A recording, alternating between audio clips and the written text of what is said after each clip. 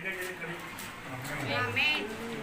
Romeo की पत्री 7 अध्याय ਉਹਦੀ 14 ਤੋਂ 20 तक पढ़न लगे हम। बहुत ध्यान ਨਾਲ सुनियो, बहुत जरूरी संदेश है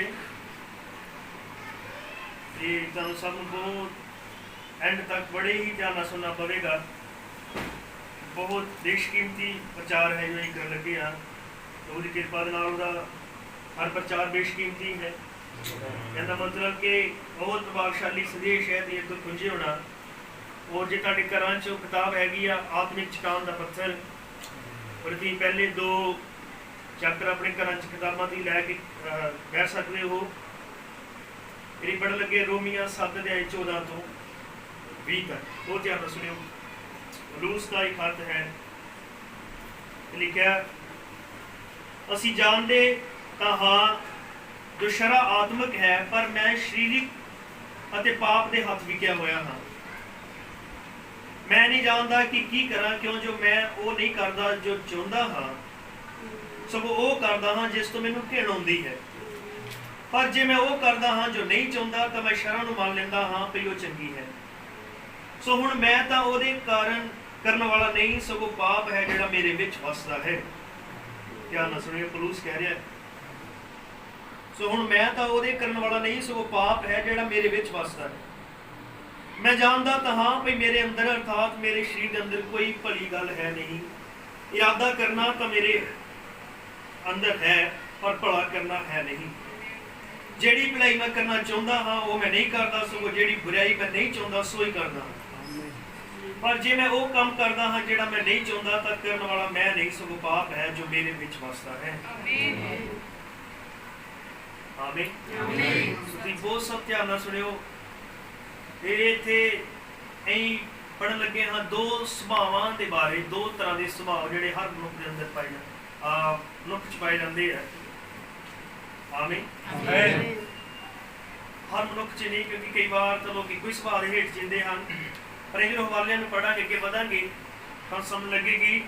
मेरा विषय है शरीरिक सुभाव नूं खत्म करके आत्मिक सुभाव च वधना। हालेलुया। क्योंकि फिलिपियां दी पत्री 2 अध्याय 5 च लिखा तुहाडा ओही सुभाव होवे जो मसीह यसू दा सी। साडे अंदर 2 तरह के सुभाव पाए जाते हैं, खास कर ही जो मसीही हैं। हालेलुया। इन्हां हवाले पढ़ांगे तो पता लगेगा।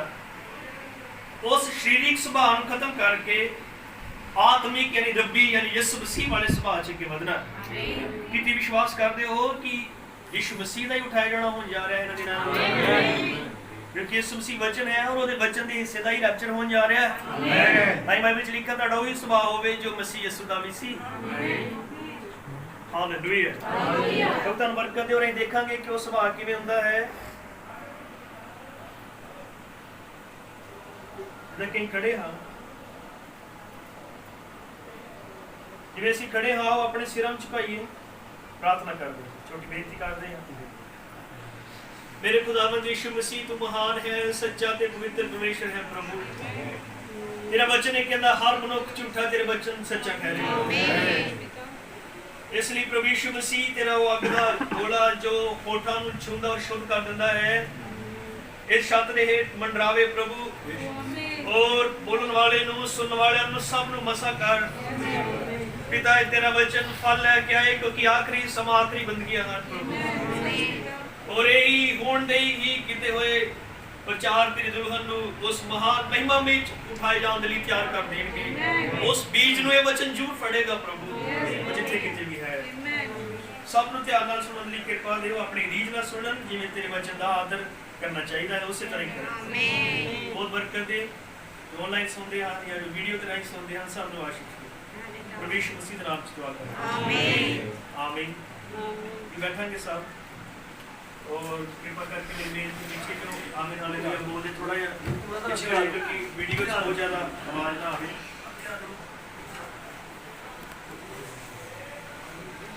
बहुत जरूरी वैसे है।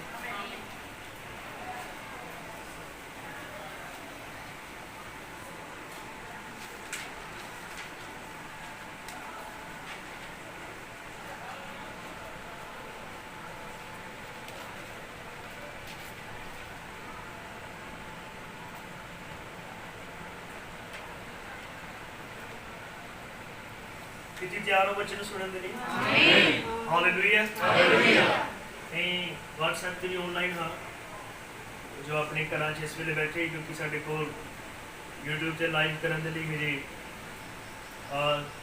ਪੂਰੇ ਸਬਸਕ੍ਰਾਈਬਰ ਨਹੀਂ ਹੈਗੇ, ਇਸ ਲਈ WhatsApp ਤੇ ਆਨਲਾਈਨ ਕਰ ਰਹੇ ਹਾਂ। ਤੇ ਕੁਝ ਸਾਹਮਣੇ ਹਨ, ਉਹਨਾਂ ਦੇ ਲਈ ਆਪਾਂ ਵੀਡੀਓ ਬਣਾ ਰਹੇ ਹਾਂ ਤਾਂ ਕਿ ਬਾਅਦ ਵੀ ਕਈ ਭੈਣ ਭਰਾ ਸੁਣਦੇ ਹਨ। ਪ੍ਰਭੂ ਸਾਨੂੰ ਬਰਕਤ ਦੇਵੇ ਇਹਦੇ ਰਾਹੀਂ। ਹਾਲੇਲੂਇਆ। ਮੈਂ ਤੁਹਾਡਾ ਸਭ ਦਾ ਧਿਆਨ ਚਾਹੁੰਦਾ ਹਾਂ, ਗੱਲ ਕਰਨ ਲੱਗੇ ਹਾਂ ਇੱਕ ਸਰੀਰਕ ਸੁਭਾਅ ਤੇ ਕਾਬੂ ਪਾ ਕੇ ਰੱਬੀ ਸੁਭਾਅ 'ਚ ਅੱਗੇ ਵਧਣਾ। ਕਿੰਨੇ ਵਿਸ਼ਵਾਸ ਕਰਦੇ ਕਿ ਮਸੀਹੀ ਸੁਭਾਅ ਇੱਕ ਵੱਖ ਤਰ੍ਹਾਂ ਦਾ ਸੁਭਾਅ ਹੁੰਦਾ ਹੈ, ਕਿਉਂਕਿ ਮਸੀਹ ਕਦੇ ਵੀ ਦੁਨੀਆ ਨਾਲ ਮੈਚ ਨਹੀਂ ਕਰਦਾ।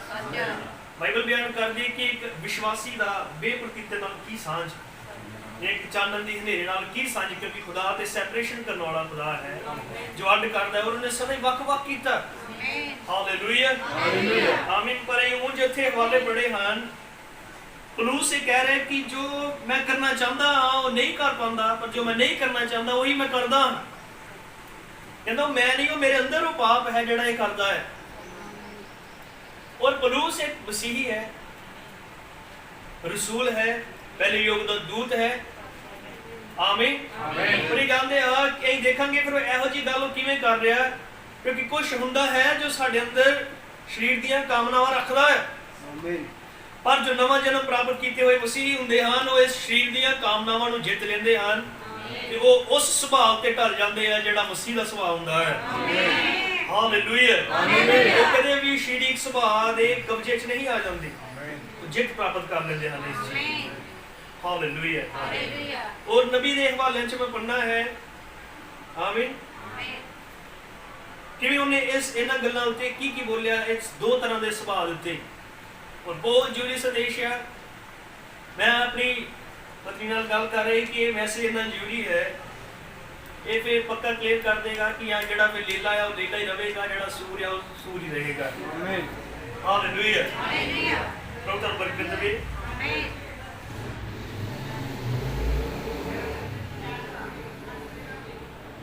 ਨਬੀ ਨੇ ਕਿਹਾ ਮੈਨੂੰ ਇਸ ਨੂੰ ਚੰਗੀ ਤਰ੍ਹਾਂ ਦੱਸ ਲੈਣ ਦਿਓ ਕਿ ਤੁਸੀਂ ਇਸ ਨੂੰ ਵੇਖ ਸਕੋ।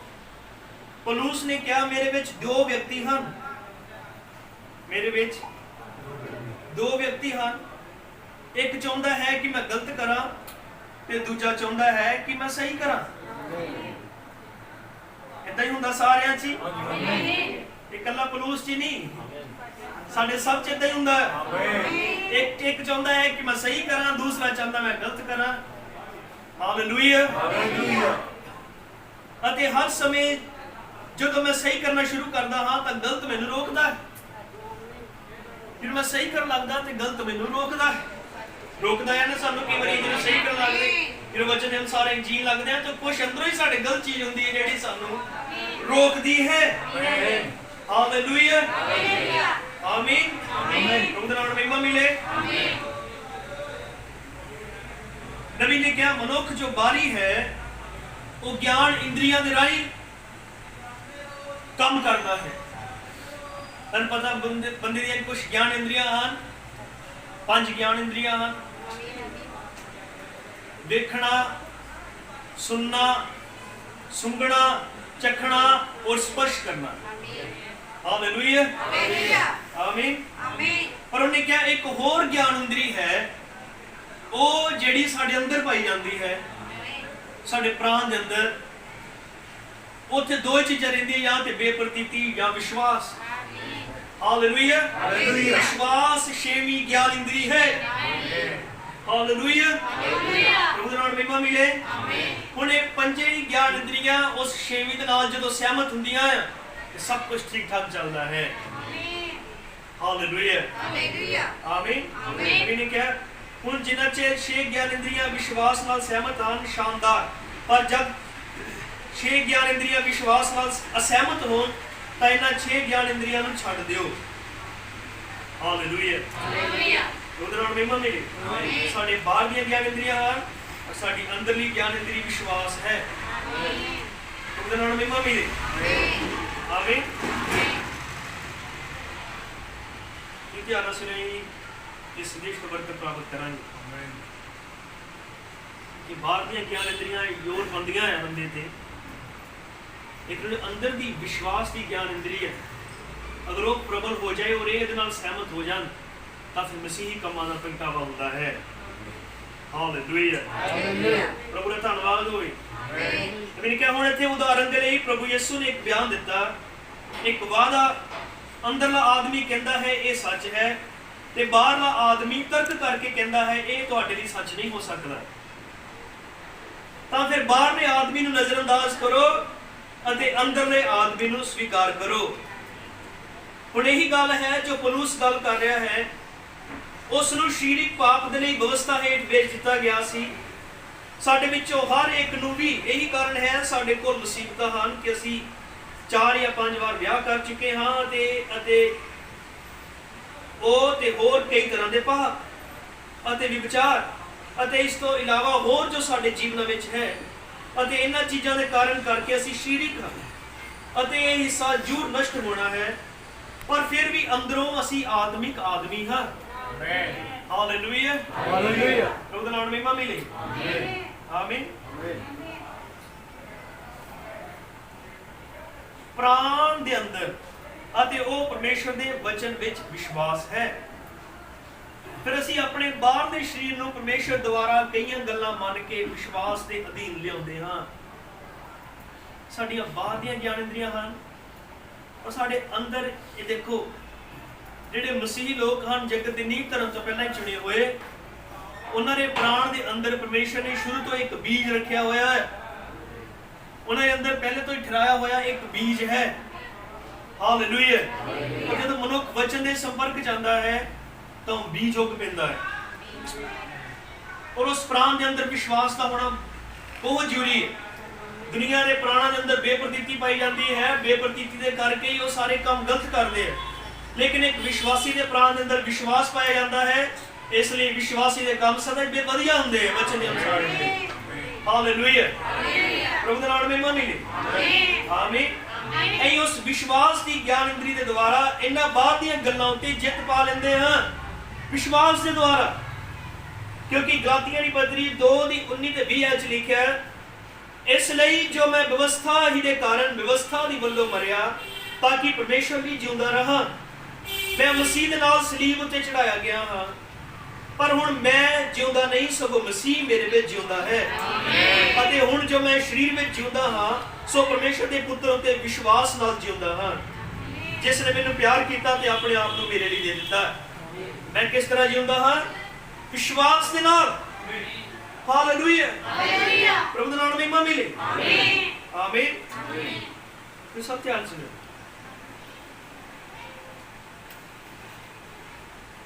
ਮੈਂ ਕਿਵੇਂ ਇੱਕ ਕੰਡਿਆਲਾ ਲੈ ਸਕਦਾ ਹਾਂ ਤੇ ਇਸ ਤੋਂ ਕਣਕ ਦਾ ਦਾਣਾ ਬਣਾ ਸਕਦਾ ਹਾਂ? ਮੇਰੇ ਲਈ ਇਸ ਤਰ੍ਹਾਂ ਕਰਨਾ ਅਨਹੋਣਾ ਹੈ। ਆਮੀਨ।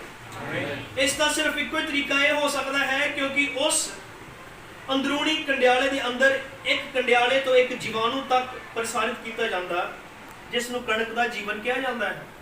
ਫਿਰ ਤੁਸੀਂ ਉਸ ਕੰਡਿਆਲੇ ਨੂੰ ਜ਼ਮੀਨ ਵਿੱਚ ਦਫਨਾਉਂਦੇ ਹੋ ਤਦ ਇਹ ਕਣਕ ਦੇ ਜੀਵਨ ਨੂੰ ਉਤਪੰਨ ਕਰਦਾ ਹੈ, ਕਿਉਂਕਿ ਉੱਥੇ ਕੰਡਿਆਲੇ ਵਿੱਚ ਕਣਕ ਦੀ ਜਾਨ ਪਾਈ ਗਈ ਹੈ ਅਤੇ ਕੰਡਿਆਲੇ ਦਾ ਜੀਵਨ ਉੱਥੋਂ ਕੱਢ ਦਿੱਤਾ ਗਿਆ ਹੈ, ਪਰ ਕੰਡਿਆਲੇ ਦਾ ਸੁਭਾਅ ਹਾਲੇ ਵੀ ਉੱਥੇ ਹੀ ਹੈ ਤੇ ਇਹ ਉਦੋਂ ਤੱਕ ਰਹੇਗਾ ਜਦ ਤੱਕ ਇਸ ਨਵੇਂ ਜੀਵਨ ਨੂੰ ਪੂਰੀ ਤਰ੍ਹਾਂ ਨਾਲ ਜ਼ਮੀਨ ਤੋਂ ਬਾਹਰ ਵਿਕਸਿਤ ਨਹੀਂ ਕੀਤਾ ਜਾਂਦਾ ਅਤੇ ਦੁਬਾਰਾ ਤੋਂ ਨਹੀਂ ਉਠਾਇਆ ਜਾਂਦਾ।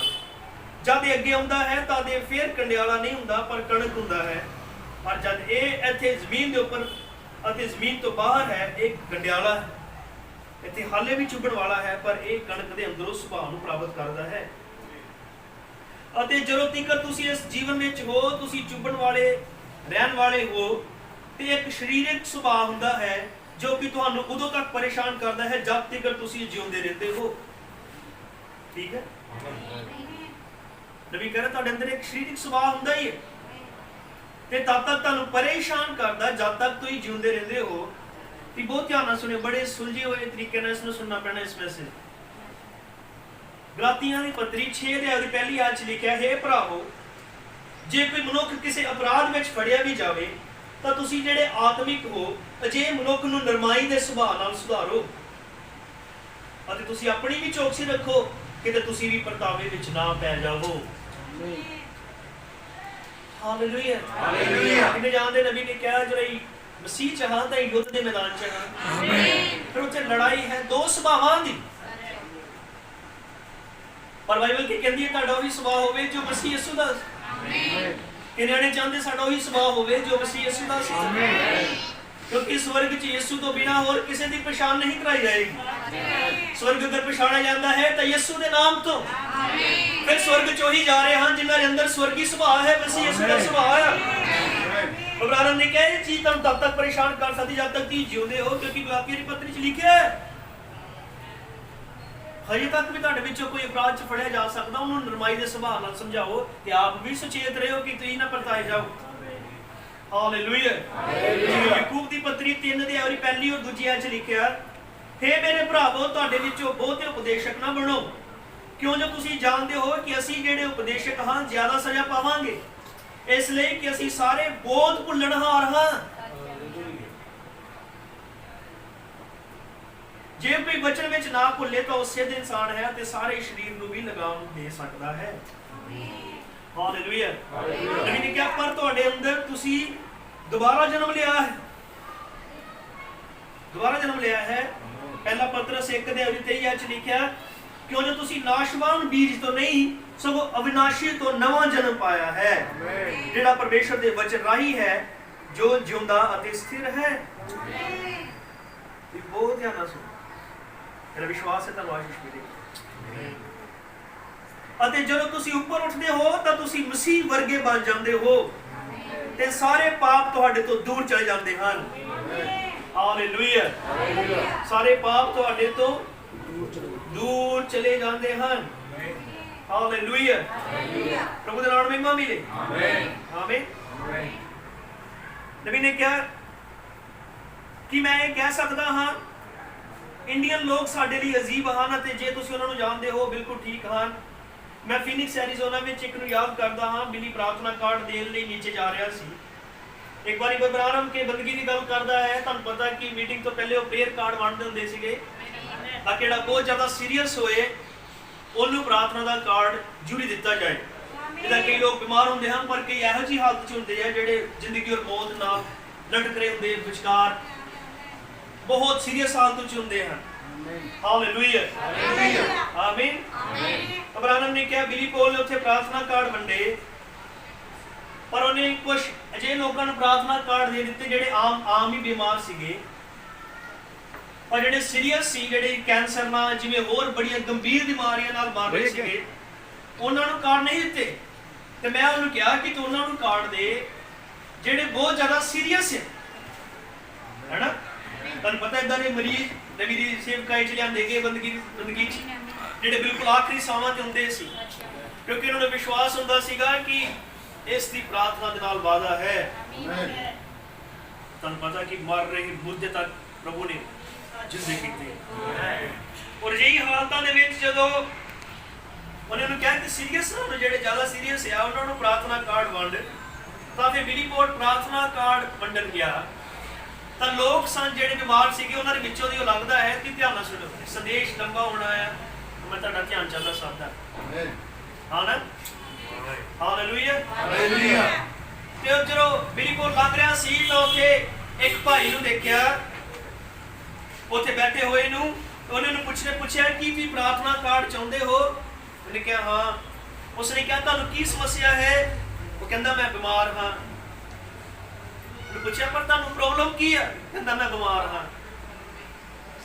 ਕਹਿੰਦਾ ਭਾਈ ਜੀ ਮੈਂ ਪੁੱਛਣਾ ਤੁਹਾਨੂੰ ਪ੍ਰੋਬਲਮ ਕੀ ਹੈ? ਕਹਿੰਦਾ ਮੈਂ ਬਿਮਾਰ ਹਾਂ। ਠੀਕ ਹੈ। ਬਸ ਉਹ ਇਹੀ ਸਭ ਉਸ ਵਿੱਚੋਂ ਬਾਹਰ ਕਢਵਾ ਸਕਿਆ ਕਿ ਹਾਂ ਠੀਕ ਹੈ ਮੈਂ ਥੋੜੀ ਦੇਰ ਬਾਅਦ ਵਾਪਸ ਆਉਂਦਾ। ਉਹਨੂੰ ਉਹ ਪੁੱਛਿਆ ਕਿ ਤੂੰ ਆਪਣੀ ਬਿਮਾਰੀ ਦੱਸ, ਮੇਜਰ ਪ੍ਰੋਬਲਮ ਕੀ ਹੈ? ਉਹ ਬਸ ਇੰਨਾ ਹੀ ਕਹੇ ਕਿ ਮੈਂ ਬਿਮਾਰ ਹਾਂ। ਉਹਨੇ ਕਿਹਾ ਚੱਲ ਠੀਕ ਹੈ ਮੈਂ ਥੋੜੀ ਦੇਰ ਬਾਅਦ ਫਿਰ ਆਉਣਾ। ਉਹ ਜਦੋਂ ਫਿਰ ਆਇਆ ਤੇ ਇਸ ਭਾਈ ਨੇ ਬਿਲੀ ਪੌਲ ਦੇ ਮੋਢਿਆਂ ਤੇ ਹੱਥ ਮਾਰ ਕੇ ਕਿਹਾ ਮੈਨੂੰ ਵੀ ਪ੍ਰਾਰਥਨਾ ਕਾਰਡ ਦੇ, ਹਨਾ। ਮੈਂ ਤੈਨੂੰ ਯਾਦ ਕਰਾਉਣਾ ਕਿ ਮੈਂ ਵੀ ਇੱਥੇ ਆਇਆ, ਮੈਨੂੰ ਵੀ ਪ੍ਰਾਰਥਨਾ ਕਾਰਡ ਦੇ। ਉਹਨੂੰ ਫਿਰ ਪੁੱਛਿਆ ਕਿ ਤੈਨੂੰ ਕੀ ਗੱਲ ਹੈ? ਕਹਿੰਦਾ ਮੈਂ ਬਿਮਾਰ ਹਾਂ। ਕਹਿੰਦਾ ਡੈਡੀ ਨੇ ਕਿਹਾ ਹੈ ਕਿ ਉਹਨਾਂ ਨੂੰ ਦੇਣੇ ਕਾਰਡ ਜਿਹੜੇ ਜ਼ਿਆਦਾ ਸੀਰੀਅਸ ਆ। ਤੁਹਾਨੂੰ ਪ੍ਰੋਬਲਮ ਕੀ ਹੈ? ਕਹਿੰਦਾ ਮੈਂ ਬਿਮਾਰ ਹਾਂ। ਹਾਲੇਲੂਇਆ। ਖੈਰ ਉਹ ਪ੍ਰਾਰਥਨਾ ਦੀ ਲਾਈਨ ਵਿੱਚ ਆਇਆ, ਉਹਦੇ ਲਈ ਬੇਨਤੀ ਕੀਤੀ ਗਈ। ਸੁਣਦੇ ਕੀ ਸਰ? ਹਾਲੇਲੂਇਆ। ਉਹ ਉਸਨੇ ਕਿਹਾ ਮੈਂ ਬਿਮਾਰ ਹਾਂ। ਉਸਨੇ ਉਸ ਨੂੰ ਫੇਰ ਹੇਠਾਂ ਬਿਠਾ ਦਿੱਤਾ ਅਤੇ ਇਸ ਤੋਂ ਪਹਿਲਾਂ ਕਿ ਉਸਦੇ ਕਾਰਡ ਅਸਲ ਵਿੱਚ ਚਲੇ ਜਾਣ, ਕੁਝ ਪਲ ਉਹ ਉਹਨਾਂ ਕਾਰਡਾਂ ਨੂੰ ਦੇਖਦਾ ਰਿਹਾ। ਉਹ ਵਾਪਸ ਆਇਆ ਤੇ ਉਸਨੇ ਫੇਰ ਤੋਂ ਉਸ ਨੂੰ ਥਪਥਪਾਇਆ। ਬਿਲੀ ਨੇ ਉਸਦੇ ਹੱਥ ਵਿੱਚ ਕਾਰਡ ਰੱਖਿਆ, ਕਿਹਾ ਚੀਫ ਜਾਓ ਉੱਥੇ ਲਿਖੋ ਮੈਂ ਬਿਮਾਰ ਹਾਂ। ਕਹਿੰਦੇ ਜਾ ਫਿਰ ਕਾਰਡ ਤੇ ਇੱਦਾਂ ਹੀ ਲਿਖਦੇ ਮੈਂ ਬਿਮਾਰ ਹਾਂ। ਉਹ ਪ੍ਰਾਰਥਨਾ ਲਾਈਨ ਵਿੱਚ ਗਿਆ ਤੇ ਮੈਂ ਉਸਦੇ ਲਈ ਪ੍ਰਾਰਥਨਾ ਕਰ ਰਿਹਾ ਸੀ ਤੇ ਮੈਂ ਕਿਹਾ ਕਿ ਤੁਸੀਂ ਵਿਸ਼ਵਾਸ ਕਰਨਾ ਚਾਹੁੰਦੇ ਹੋ? ਉਸਨੇ ਕਿਹਾ ਇਹ ਸਹੀ ਹੈ।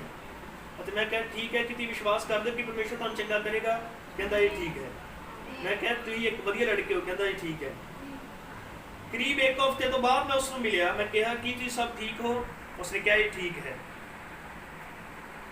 ਪਤਾ ਕਰਨ ਲਈ ਮੈਂ ਉਸ ਮਿਸ਼ਨਰੀ ਨਾਲ ਗੱਲ ਕੀਤੀ, ਸਫੇਦ ਮੁੱਛਾਂ ਵਾਲਾ ਉਹ ਬੁੱਢਾ ਅਪਾਚੇ। ਮੈਂ ਉਸਦਾ ਨਾਮ ਨਹੀਂ ਸੋਚ ਸਕਦਾ। ਉਸਨੇ ਕਿਹਾ ਭਾਈ ਨਾਰਮ, ਬਸ ਉਹ ਇੰਨਾ ਹੀ ਕਹਿ ਸਕਦਾ ਹੈ। ਕਿਹਾ ਮੈਂ ਉਸ ਨੂੰ ਕਹਿਣਾ ਸਿਖਾਇਆ ਵੀ ਮੈਂ ਬਿਮਾਰ ਹਾਂ, ਸਿਰਫ ਇਹੀ ਗੱਲ ਉਹ ਕਹਿ ਸਕਦਾ ਹੈ ਇਹ ਠੀਕ ਹੈ। ਤਾਂ ਇਹ ਹੈ ਇਸ ਦੇ ਬਾਰੇ ਵਿੱਚ ਤੁਸੀਂ ਵੇਖਦੇ ਹੋ। ਕਿਸੇ ਨੇ ਮੈਨੂੰ ਦੱਸਿਆ ਕਿ ਇੱਕ ਸਮੇਂ ਉਹ ਬਦਲ ਗਿਆ, ਪਵਿੱਤਰ ਆਤਮਾ ਪ੍ਰਾਪਤ ਕੀਤਾ ਅਤੇ ਉਸਨੇ ਉਸ ਨੂੰ ਕਿਹਾ ਤੁਸੀਂ ਕਿਸ ਤਰ੍ਹਾਂ ਹੋ? ਇਹੀ ਬੰਦਾ ਜਿਹੜਾ ਇੱਕ ਸਮੇਂ ਕਹਿੰਦਾ ਮੈਂ ਬਿਮਾਰ ਹਾਂ ਔਰ ਇੱਕ ਸਮੇਂ ਤੇ ਕਹਿੰਦਾ ਮੈਂ ਠੀਕ ਹਾਂ। ਨਬੀ ਨੇ ਕਿਹਾ ਕਿ ਇੱਕ ਸਮੇਂ ਦੇ ਉੱਤੇ ਉਹ ਬੰਦਾ ਬਦਲ ਗਿਆ। ਉਹ ਬੰਦਾ ਬਦਲ ਗਿਆ ਔਰ ਉਸਨੇ ਪਵਿੱਤਰ ਆਤਮਾ ਪਾਇਆ। ਬਹੁਤ ਧਿਆਨ ਨਾਲ ਸੁਣੋ, ਇਸ ਸੰਦੇਸ਼ ਦੇ ਨਹੀਂ ਵੜ ਰਹੇ ਹਾਂ, ਬਹੁਤ ਜ਼ਰੂਰੀ ਮੈਸੇਜ ਹੈ। ਅਜੇ ਮੈਨੂੰ ਲੱਗਦਾ ਤੁਹਾਨੂੰ ਅਜੀਬ ਲੱਗਦਾ ਹੋਵੇਗਾ ਕੁਝ ਗੱਲਾਂ, ਪਰ ਤੁਸੀਂ ਸੁਣਦੇ ਰਹੋ। Hallelujah hallelujah. ਤਾਂ ਉਸਨੂੰ ਕਿਸੇ ਨੇ ਪੁੱਛਿਆ ਵੀ ਤੁਹਾਡਾ ਕੀ ਹਾਲ ਆ?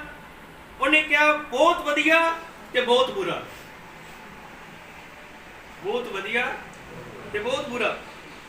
ਉਸਨੇ ਕਿਹਾ ਠੀਕ ਹੈ, ਤੁਹਾਡਾ ਕੀ ਮਤਲਬ ਹੈ ਬਹੁਤ ਬੁਰਾ ਤੇ ਬਹੁਤ ਵਧੀਆ? ਇਹਦਾ ਕੀ ਮਤਲਬ ਬਹੁਤ ਵਧੀਆ ਤੇ ਬਹੁਤ ਹੀ ਬੁਰਾ? ਉਹਨੇ ਕਿਹਾ ਠੀਕ ਹੈ, ਜਦ ਤੋਂ ਮੈਂ ਪਵਿੱਤਰ ਆਤਮਾ ਪ੍ਰਾਪਤ ਕੀਤਾ, ਉਸਨੇ ਕਿਹਾ ਮੇਰੇ ਵਿੱਚ 2 ਕੁੱਤੇ ਹਨ ਅਤੇ ਉਹਨਾਂ ਵਿੱਚੋਂ ਇੱਕ ਕਾਲਾ ਕੁੱਤਾ ਹੈ ਅਤੇ ਇੱਕ ਸਫੇਦ ਕੁੱਤਾ ਹੈ। ਅਤੇ ਕਿਹਾ ਉਹ ਹਰ ਸਮੇਂ ਆਪਸ ਵਿੱਚ ਲੜਦੇ ਤੇ ਝਗੜਦੇ ਰਹਿੰਦੇ ਹਨ ਅਤੇ ਸਫੇਦ ਕੁੱਤਾ ਚਾਹੁੰਦਾ ਹੈ ਕਿ ਮੈਂ ਸਹੀ ਕਰਾਂ, ਕਾਲਾ ਕੁੱਤਾ ਚਾਹੁੰਦਾ ਹੈ ਕਿ ਮੈਂ ਬੁਰਾ ਕਰਾਂ। ਕਿੰਨਿਆਂ 'ਚ ਦੋਵੇਂ ਕੁੱਤੇ ਪਾਏ ਜਾਂਦੇ ਆ? ਇਹ ਸੰਦੇਸ਼ ਨੂੰ ਸੁਣਦੇ ਹੋ ਹਮੇਸ਼ਾ ਹੀ? ਸਭ 'ਚ 2 ਕੁੱਤੇ ਪਾਏ ਜਾਂਦੇ ਆ, ਇੱਕ ਸਫੇਦ ਔਰ ਇੱਕ ਕਾਲਾ। ਹਾਲੇਲੂਇਆ। ਕਾਲਾ ਕਹਿੰਦਾ ਹੈ ਕਿ ਬੁਰਾ ਕੰਮ ਕੀਤਾ ਜਾਏ, ਸਫੇਦ ਕਹਿੰਦਾ ਹੈ ਕਿ ਚੰਗਾ ਕੰਮ ਕੀਤਾ ਜਾਏ। ਫਿਰ ਉਹਨੇ ਪੁੱਛਿਆ ਚੀਫ ਦੋਵਾਂ 'ਚੋਂ ਜਿੱਤਦਾ ਕੌਣ ਆ? ਉਹਨੇ ਕਿਹਾ ਇਸ ਗੱਲ ਤੇ ਨਿਰਭਰ ਕਰਦਾ ਹੈ ਕਿ ਚੀਫ ਕਿਸ ਨੂੰ ਜ਼ਿਆਦਾ ਭੋਜਨ ਦਿੰਦਾ ਹੈ। ਇਸ ਲਈ ਮੈਨੂੰ ਲੱਗਦਾ ਹੈ ਕਿ ਇਹ ਇੱਥੇ ਚੰਗਾ ਜਵਾਬ ਹੈ, ਸਮਝੇ? ਇਹ ਸਿਰਫ ਸਰੀਰ ਦੇ ਯੁੱਧ ਤੇ ਨਿਰਭਰ ਕਰਦਾ ਹੈ ਜੋ ਤੁਹਾਡੇ ਵਿੱਚ ਹੈ।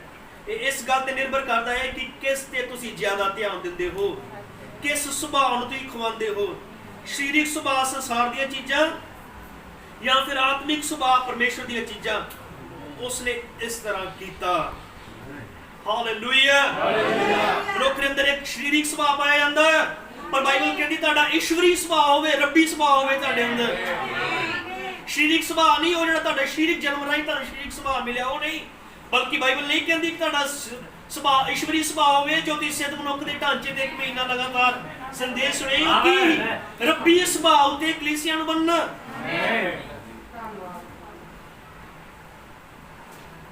ਕਿਉਂਕਿ ਦੂਸਰਾ ਪਤਰਸ ਪਹਿਲਾ ਅਧਿਆਇ ਵਿੱਚ 3 ਤੋਂ 11 ਚ ਲਿਖਿਆ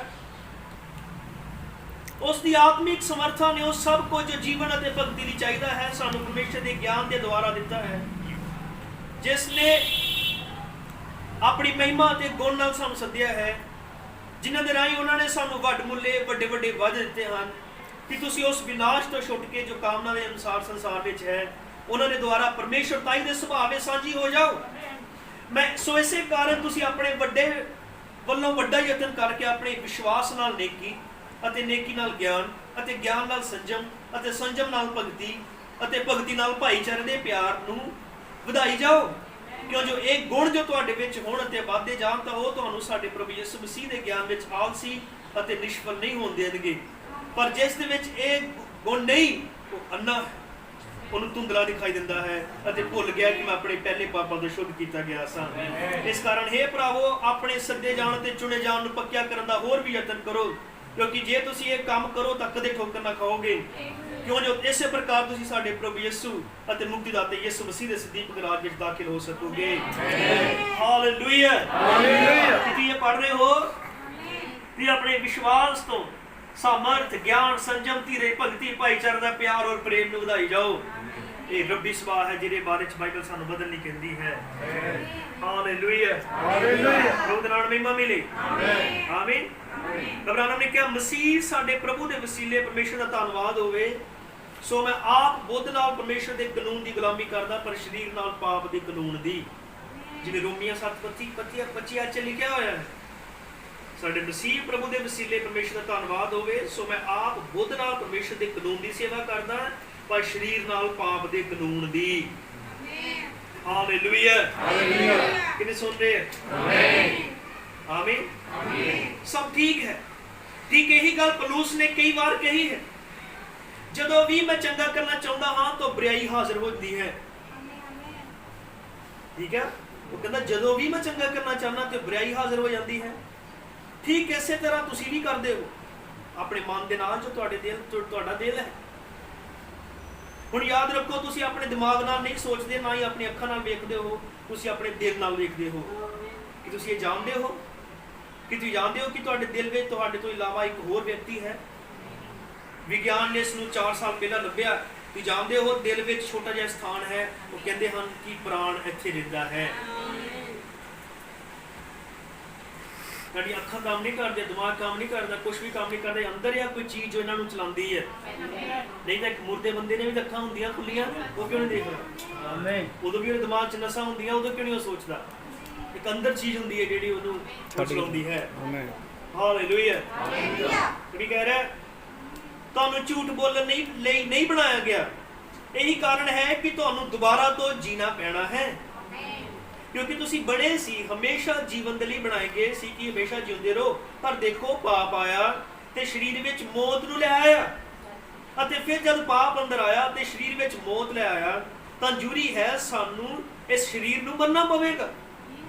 ਕਿਉਂਕਿ ਜ਼ਬੂਰਾਂ ਦੀ ਪੋਥੀ 51:5 ਚ ਲਿਖਿਆ, ਵੇਖ ਮੈਂ ਬਦੀ ਵਿੱਚ ਜੰਮਿਆ ਤੇ ਪਾਪ ਵਿੱਚ ਮੇਰੀ ਮਾਤਾ ਨੇ ਮੈਨੂੰ ਕੁੱਖ ਵਿੱਚ ਲਿਆ। ਹਾਲੇਲੂਇਆ। ਪਰ ਉੱਥੇ ਅਨੰਤ ਜੀਵਨ ਦਾ ਵਾਸ ਹੋ ਸਕਦਾ ਹੈ ਜਦੋਂ ਇਹ ਆਤਮਾ ਤੁਹਾਡੇ ਵਿੱਚ ਬਦਲ ਜਾਂਦਾ ਹੈ। ਤਾਂ ਹੀ ਤਾਂ ਜ਼ਬੂਰ 55:10 ਵਿੱਚ ਲਿਖਿਆ, हे ਪਰਮੇਸ਼ਰ ਮੇਰੇ ਲਈ ਇੱਕ ਪੱਕਾ ਪਾਕ ਮਨ ਉਤਪੰਨ ਕਰ, ਪਵਿੱਤਰ ਮਨ ਉਤਪੰਨ ਕਰ, ਅਤੇ ਮੇਰੇ ਅੰਦਰ ਨਵੇਂ ਸਿਰੇ ਤੋਂ ਸਥਿਰ ਆਤਮਾ ਵੀ। ਆਮੀਨ। Hallelujah, hallelujah. ਬਹੁਤ ਸਭ ਧਿਆਨ ਨਾਲ ਸੁਣੋ। ਤੇ ਤੁਹਾਨੂੰ ਅਨੰਤ ਜੀਵਨ ਦੀ ਪ੍ਰਾਪਤੀ ਹੁੰਦੀ ਹੈ।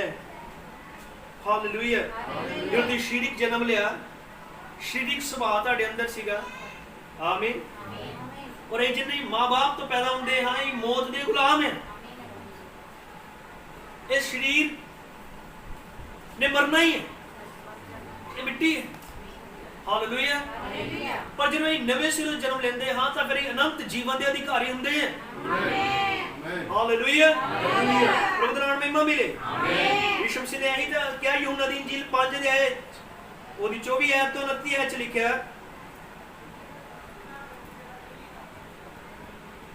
ਮੈਂ ਤੁਹਾਨੂੰ ਸੱਚ-ਸੱਚ ਦੱਸਦਾ ਹਾਂ, ਉਹ ਮੇਰੇ ਵਚਨ ਸੁਣਦਾ ਤੇ ਉਹਨਾਂ ਤੇ ਵਿਸ਼ਵਾਸ ਕਰਦਾ ਹੈ। ਜੋ ਮੇਰੇ ਵਚਨ ਸੁਣਦਾ ਤੇ ਉਹਨਾਂ ਤੇ ਵਿਸ਼ਵਾਸ ਕਰਦਾ ਹੈ, ਉਹ ਜਿਸ ਨੇ ਮੈਨੂੰ ਭੇਜਿਆ ਸਦੀਪਕ ਜੀਵਨ ਉਸਦਾ ਹੈ।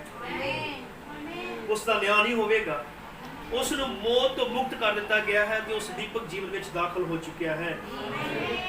ਮੈਂ ਤੁਹਾਨੂੰ ਸੱਚ ਆਖਦਾ ਹਾਂ, ਉਹ ਸਮਾਂ ਆ ਰਿਹਾ ਹੈ ਅਤੇ ਸਗੋਂ ਹੁਣੇ ਹੈ, ਉਹ ਜੋ ਮਰ ਚੁੱਕੇ ਹਨ ਪਰਮੇਸ਼ਰ ਦੇ ਪੁੱਤਰ ਦੀ ਆਵਾਜ਼ ਸੁਣਨਗੇ, ਅਤੇ ਜਿਹੜੇ ਲੋਕ ਉਸ ਨੂੰ ਸੁਣਨਗੇ ਉਹਨਾਂ ਨੂੰ ਜੀਵਨ ਮਿਲੇਗਾ। ਆਮੀਨ। ਪਿਤਾ ਹੀ ਜੀਵਨ ਦੇਣ ਵਾਲਾ ਹੈ।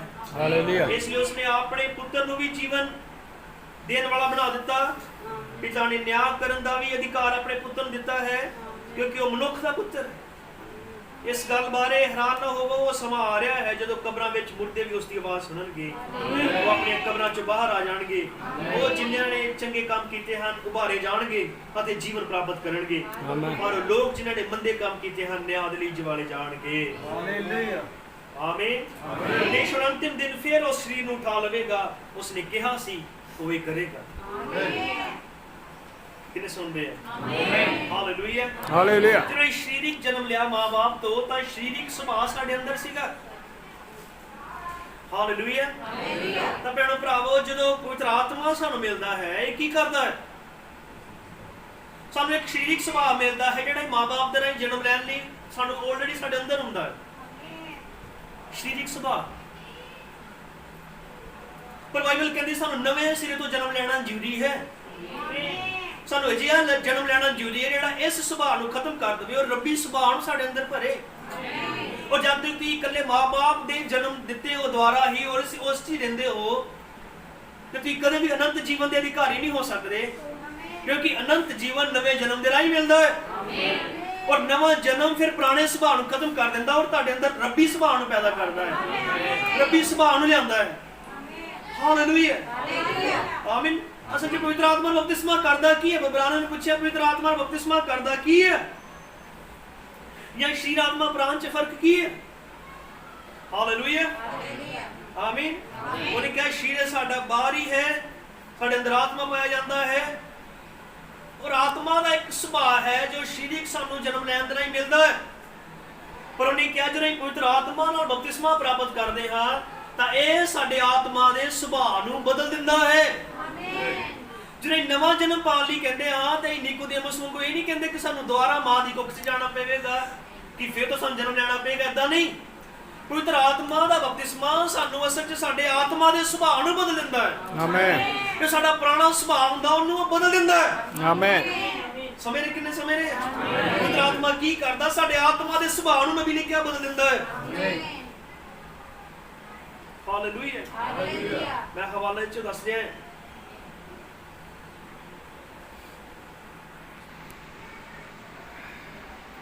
बेटी बाइबल च लिखा है जेड़ी जान पाप करेगी वो मरेगी, जेड़ा प्राण पाप करेगा वो मरेगा। That is the nature of your spirit is sinful। ਤੁਹਾਡੇ ਆਤਮਾ ਦਾ ਸੁਭਾਅ ਜੋ ਹੈ ਪਾਪੀ ਹੈ। ਤੁਸੀਂ ਸੰਸਾਰਿਕ ਚੀਜ਼ਾਂ ਦੇ ਲਈ ਤਰਸਦੇ ਹੋ, ਕੰਮ ਕਰਦੇ ਹੋ। ਫਿਰ ਨਬੀ ਨੇ ਕਿਹਾ then the Holy Ghost comes down and baptize you and change the nature of that spirit। और ਉਹਨੇ ਕਿਹਾ ਜੋ ਤੁਹਾਡੇ ਅੰਦਰ ਸਰੀਰਕ ਸੁਭਾਅ ਹੈ, ਪਾਪੀ ਸੁਭਾਅ ਹੈ, ਤਾਂ ਤੁਸੀਂ ਸੰਸਾਰਿਕ ਗੱਲਾਂ ਵੱਲ ਲੋਚਦੇ ਹੋ। ਪਰ ਜਦੋਂ ਪਵਿੱਤਰ ਆਤਮਾ ਆਉਂਦਾ ਹੈ ਤਾਂ ਉਹ ਤੁਹਾਡੇ ਆਤਮਾ ਦੇ ਸੁਭਾਅ ਨੂੰ ਬਦਲ ਦਿੰਦਾ ਹੈ। Hallelujah, hallelujah. ਉਹ ਕੀ ਕਰਦਾ ਹੈ? ਤੁਹਾਡੇ ਆਤਮਾ ਦੇ ਸੁਭਾਅ ਨੂੰ ਬਦਲ ਦਿੰਦਾ ਹੈ। ਆਮੀਨ। ਫਿਰ ਤੁਹਾਡੇ ਅੰਦਰ ਜੋ ਸੁਭਾਅ ਹੁੰਦਾ ਉਹ ਸਵਰਗੀ ਸੁਭਾਅ ਹੁੰਦਾ ਹੈ। ਤਦ ਫਿਰ ਤੁਸੀਂ ਦੁਨੀਆ ਦੇ ਲਈ ਇੱਕ ਅਜਨਬੀ ਤੇ ਯਾਤਰੀ ਹੁੰਦੇ ਹੋ। तब फिर तुम संसार वालों नहीं जन्मे, लेकिन तुम माँ बाप तो जन्मे और तुम संसार तो जन्मे। पर जब तुम पवित्र आत्मा ने बपतिस्मा पाया फिर तुम्हारा जन्म स्वर्ग तो होया। आमीन। हालेलुया। फिर हुण तुम धरती ते नहीं, हुण तुम स्वर्ग दे हो क्योंकि तुम्हारा जन्म स्वर्ग तो होया। आमीन। किन्ने सुनदे? आमीन। Hallelujah, hallelujah. भैणों भरावो, दुनिया दे मरदे दम तक सुभाव क्यों नहीं बदलदे? क्योंकि वो कल्ले सिर्फ माँ बाप तो जन्मे और उसे ही जन्म च रहिंदे। लेकिन हर एक चुनिया हुआ विश्वासी इस धरती उत्ते नवे सिरों जमदा है, वो दोबारा जन्म लेंदा है। फिर वो दोबारा जन्म लेंदा परमेश्वर पवित्र आत्मा दे राही और आत्मा दे सुभाव नूं बदल दिंदा है। इस तो पुंजे होना फिर बाहरों की आंदा और वाल ना देखे करो, उन्हें तो बह जाना है। आत्मा दा सुभाव बदलदा पवित्र आत्मा।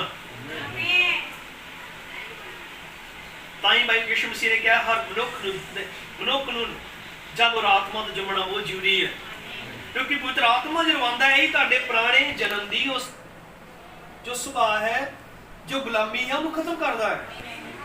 ਵੀ ਆਪਣੇ ਪੁਰਾਣੇ ਜਨਮ ਦੇ ਰਾਹੀਂ ਸਵਰਗ 'ਚ ਦਾਖਲ ਨਹੀਂ ਹੋ ਸਕਦੇ। ਤੁਹਾਨੂੰ ਸਵਰਗ 'ਚ ਪ੍ਰਵੇਸ਼ ਕਰਨ ਦੇ ਲਈ ਨਵੇਂ ਸਿਰੇ ਤੋਂ ਜਨਮ ਲੈਣਾ ਜ਼ਰੂਰੀ ਹੈ, ਕਿਉਂਕਿ ਇਹ ਸਾਡਾ ਜਨਮ ਜਿਹੜਾ ਹੈ ਹਾਲੇਲੂਇਆ ਇਹ ਤੁਹਾਨੂੰ ਪਤਾ ਗੜਬੜ ਦੇ ਰਾਹੀਂ ਹੋਇਆ ਹੈ। परमेश्वर की कदे इच्छा नहीं कि बच्चे संभोग दे राही पैदा होण। आमीन। बाइबल इस गल नूं क्लीयर करदी है। परमेश्वर की कदे परफेक्ट सिद्ध मर्जी नहीं कि बच्चे इस तरह पैदा होण, पर ये होया ताकि परमेश्वर दे गुणां नूं प्रगट हो लैण देवे। Hallelujah, hallelujah. जे जन्म ठीक हुंदा तां फिर नवें सिरों जन्म लैण दी लोड़ नहीं पैणी। ये जन्म सही नहीं है, सानूं सरीरिक और पाप च मिलिया है। कि दाऊद नहीं कह रहा मेरी मां ने मैनूं बदी च जन्म दित्ता, पाप च मैं जम्मिया, झूठ बोलदा होया मैं धरती ते आया। आमीन। यीशु मसीह ने कितना सच्चाई ने कहा मनुख ने नवे सिरों जन्म लेना बहुत जरूरी है। आमीन। चलो जरूरी है। आमीन। और ये अभी कोई ऑप्शन या कोई रियायत नहीं जो कोई कहे काम जरूरी है। आमीन। यीशु मसीह ने कहा कि जन्म ले लो तो ठीक है, नहीं तो नहीं कहे ठीक है। ਉਹਨੇ ਕਿਹਾ ਤੁਹਾਨੂੰ ਨਵੇਂ ਸਿਰੋਂ ਜਨਮ ਲੈਣਾ ਜ਼ਰੂਰੀ ਹੈ। ਇੰਗਲਿਸ਼ ਲਿਖਿਆ you must be born again. You must ਮਤਲਬ ਕਿ ਬਹੁਤ ਹੀ ਜ਼ਰੂਰੀ ਹੈ। ਕਿਨੇ ਸੁਣ ਰਹੇ ਹੈ? ਆਮੇਨ। ਕਿਉਂਕਿ ਤੁਸੀਂ ਇਕੱਲੇ ਸਰੀਰ ਤੋਂ ਜਨਮੇ, ਯਾਨੀ ਮਾਂ-ਬਾਪ ਤੋਂ ਜਨਮੇ, ਤੁਹਾਡੇ ਅੰਦਰ ਸਰੀਰਕ ਸੁਭਾਅ ਰਹਿਣਾ ਹੀ ਰਹਿਣਾ ਹੈ। ਔਰ ਜਦੋਂ ਆਤਮਾ ਤੋਂ ਜਨਮ ਹੋ ਗਿਆ ਹੀ ਤੁਹਾਡੇ ਸਰੀਰਕ ਸੁਭਾਅ ਨੂੰ ਖਤਮ ਕਰੇਗਾ। ਅੱਛਾ, ਉਹਨਾਂ ਦੀ ਤੁਹਾਨੂੰ ਸਭ ਨੂੰ ਸਮਝ ਲੱਗੀ? Hallelujah, hallelujah. ਕਿੰਨੇ ਸੁਣਦੇ ਭੈਣੋ ਭਰਾਵੋ? ਹਾਲੇਲੂਇਆ। ਹੁਣ ਤੁਹਾਡੇ ਸਰੀਰ ਵਿੱਚ ਪਾਪ ਅਤੇ ਮੌਤ ਦਾ ਕਾਨੂੰਨ ਕੰਮ ਕਰਦਾ ਹੈ, ਪਰ ਜੀਵਨ ਦੇ ਆਤਮਾ ਦਾ ਕਾਨੂੰਨ ਤੁਹਾਡੇ ਦਿਲ ਵਿੱਚ ਕੰਮ ਕਰਦਾ ਹੈ। ਹਾਲੇਲੂਇਆ। ਇਸ ਲਈ ਤੁਹਾਡਾ ਦਿਲ, ਤੁਹਾਡੇ ਦਿਲ ਵਿੱਚ ਤੁਹਾਡਾ ਆਤਮਾ ਤੁਹਾਡੇ ਸਰੀਰ ਨੂੰ ਇਸ ਤਰ੍ਹਾਂ ਦਾ ਬਣਾਏਗਾ ਕਿ ਇਹ ਆਤਮਾ ਜੋ ਕਹਿੰਦਾ ਉਸ ਦੀ ਪਾਲਣਾ ਕਰੇ। ਇਹ ਬਿਲਕੁਲ ਠੀਕ ਹੈ। ਹੁਣ ਪੌਲੁਸ ਨੇ ਇਹੀ ਕਿਹਾ, ਹਮੇਸ਼ਾ ਸਰੀਰ, ਮੈਂ ਬਹੁਤ ਥੱਕ ਗਿਆ, ਮੈਂ ਅਸਮਰਥ ਹਾਂ, ਮੈਂ ਕਾਫੀ ਨਹੀਂ ਹਾਂ, ਮੈਂ ਨਹੀਂ ਕਰ ਸਕਦਾ ਹਾਂ। ਪਤਾ ਸਰੀਰ ਸਦਾ ਏਦਾਂ ਹੀ ਕਹਿੰਦਾ ਰਹਿੰਦਾ ਹੈ। ਹਾਲੇਲੂਇਆ, ਆਮੀਨ। ਪ੍ਰਭੂ ਦਾ ਨਾਮ ਮਹਿਮਾ ਮਿਲੇ। ਕੋਈ ਸਰੀਰ ਸਦਾ ਹੀ ਬੰਦੇ ਨੂੰ ਰੋਕਦਾ ਹੈ।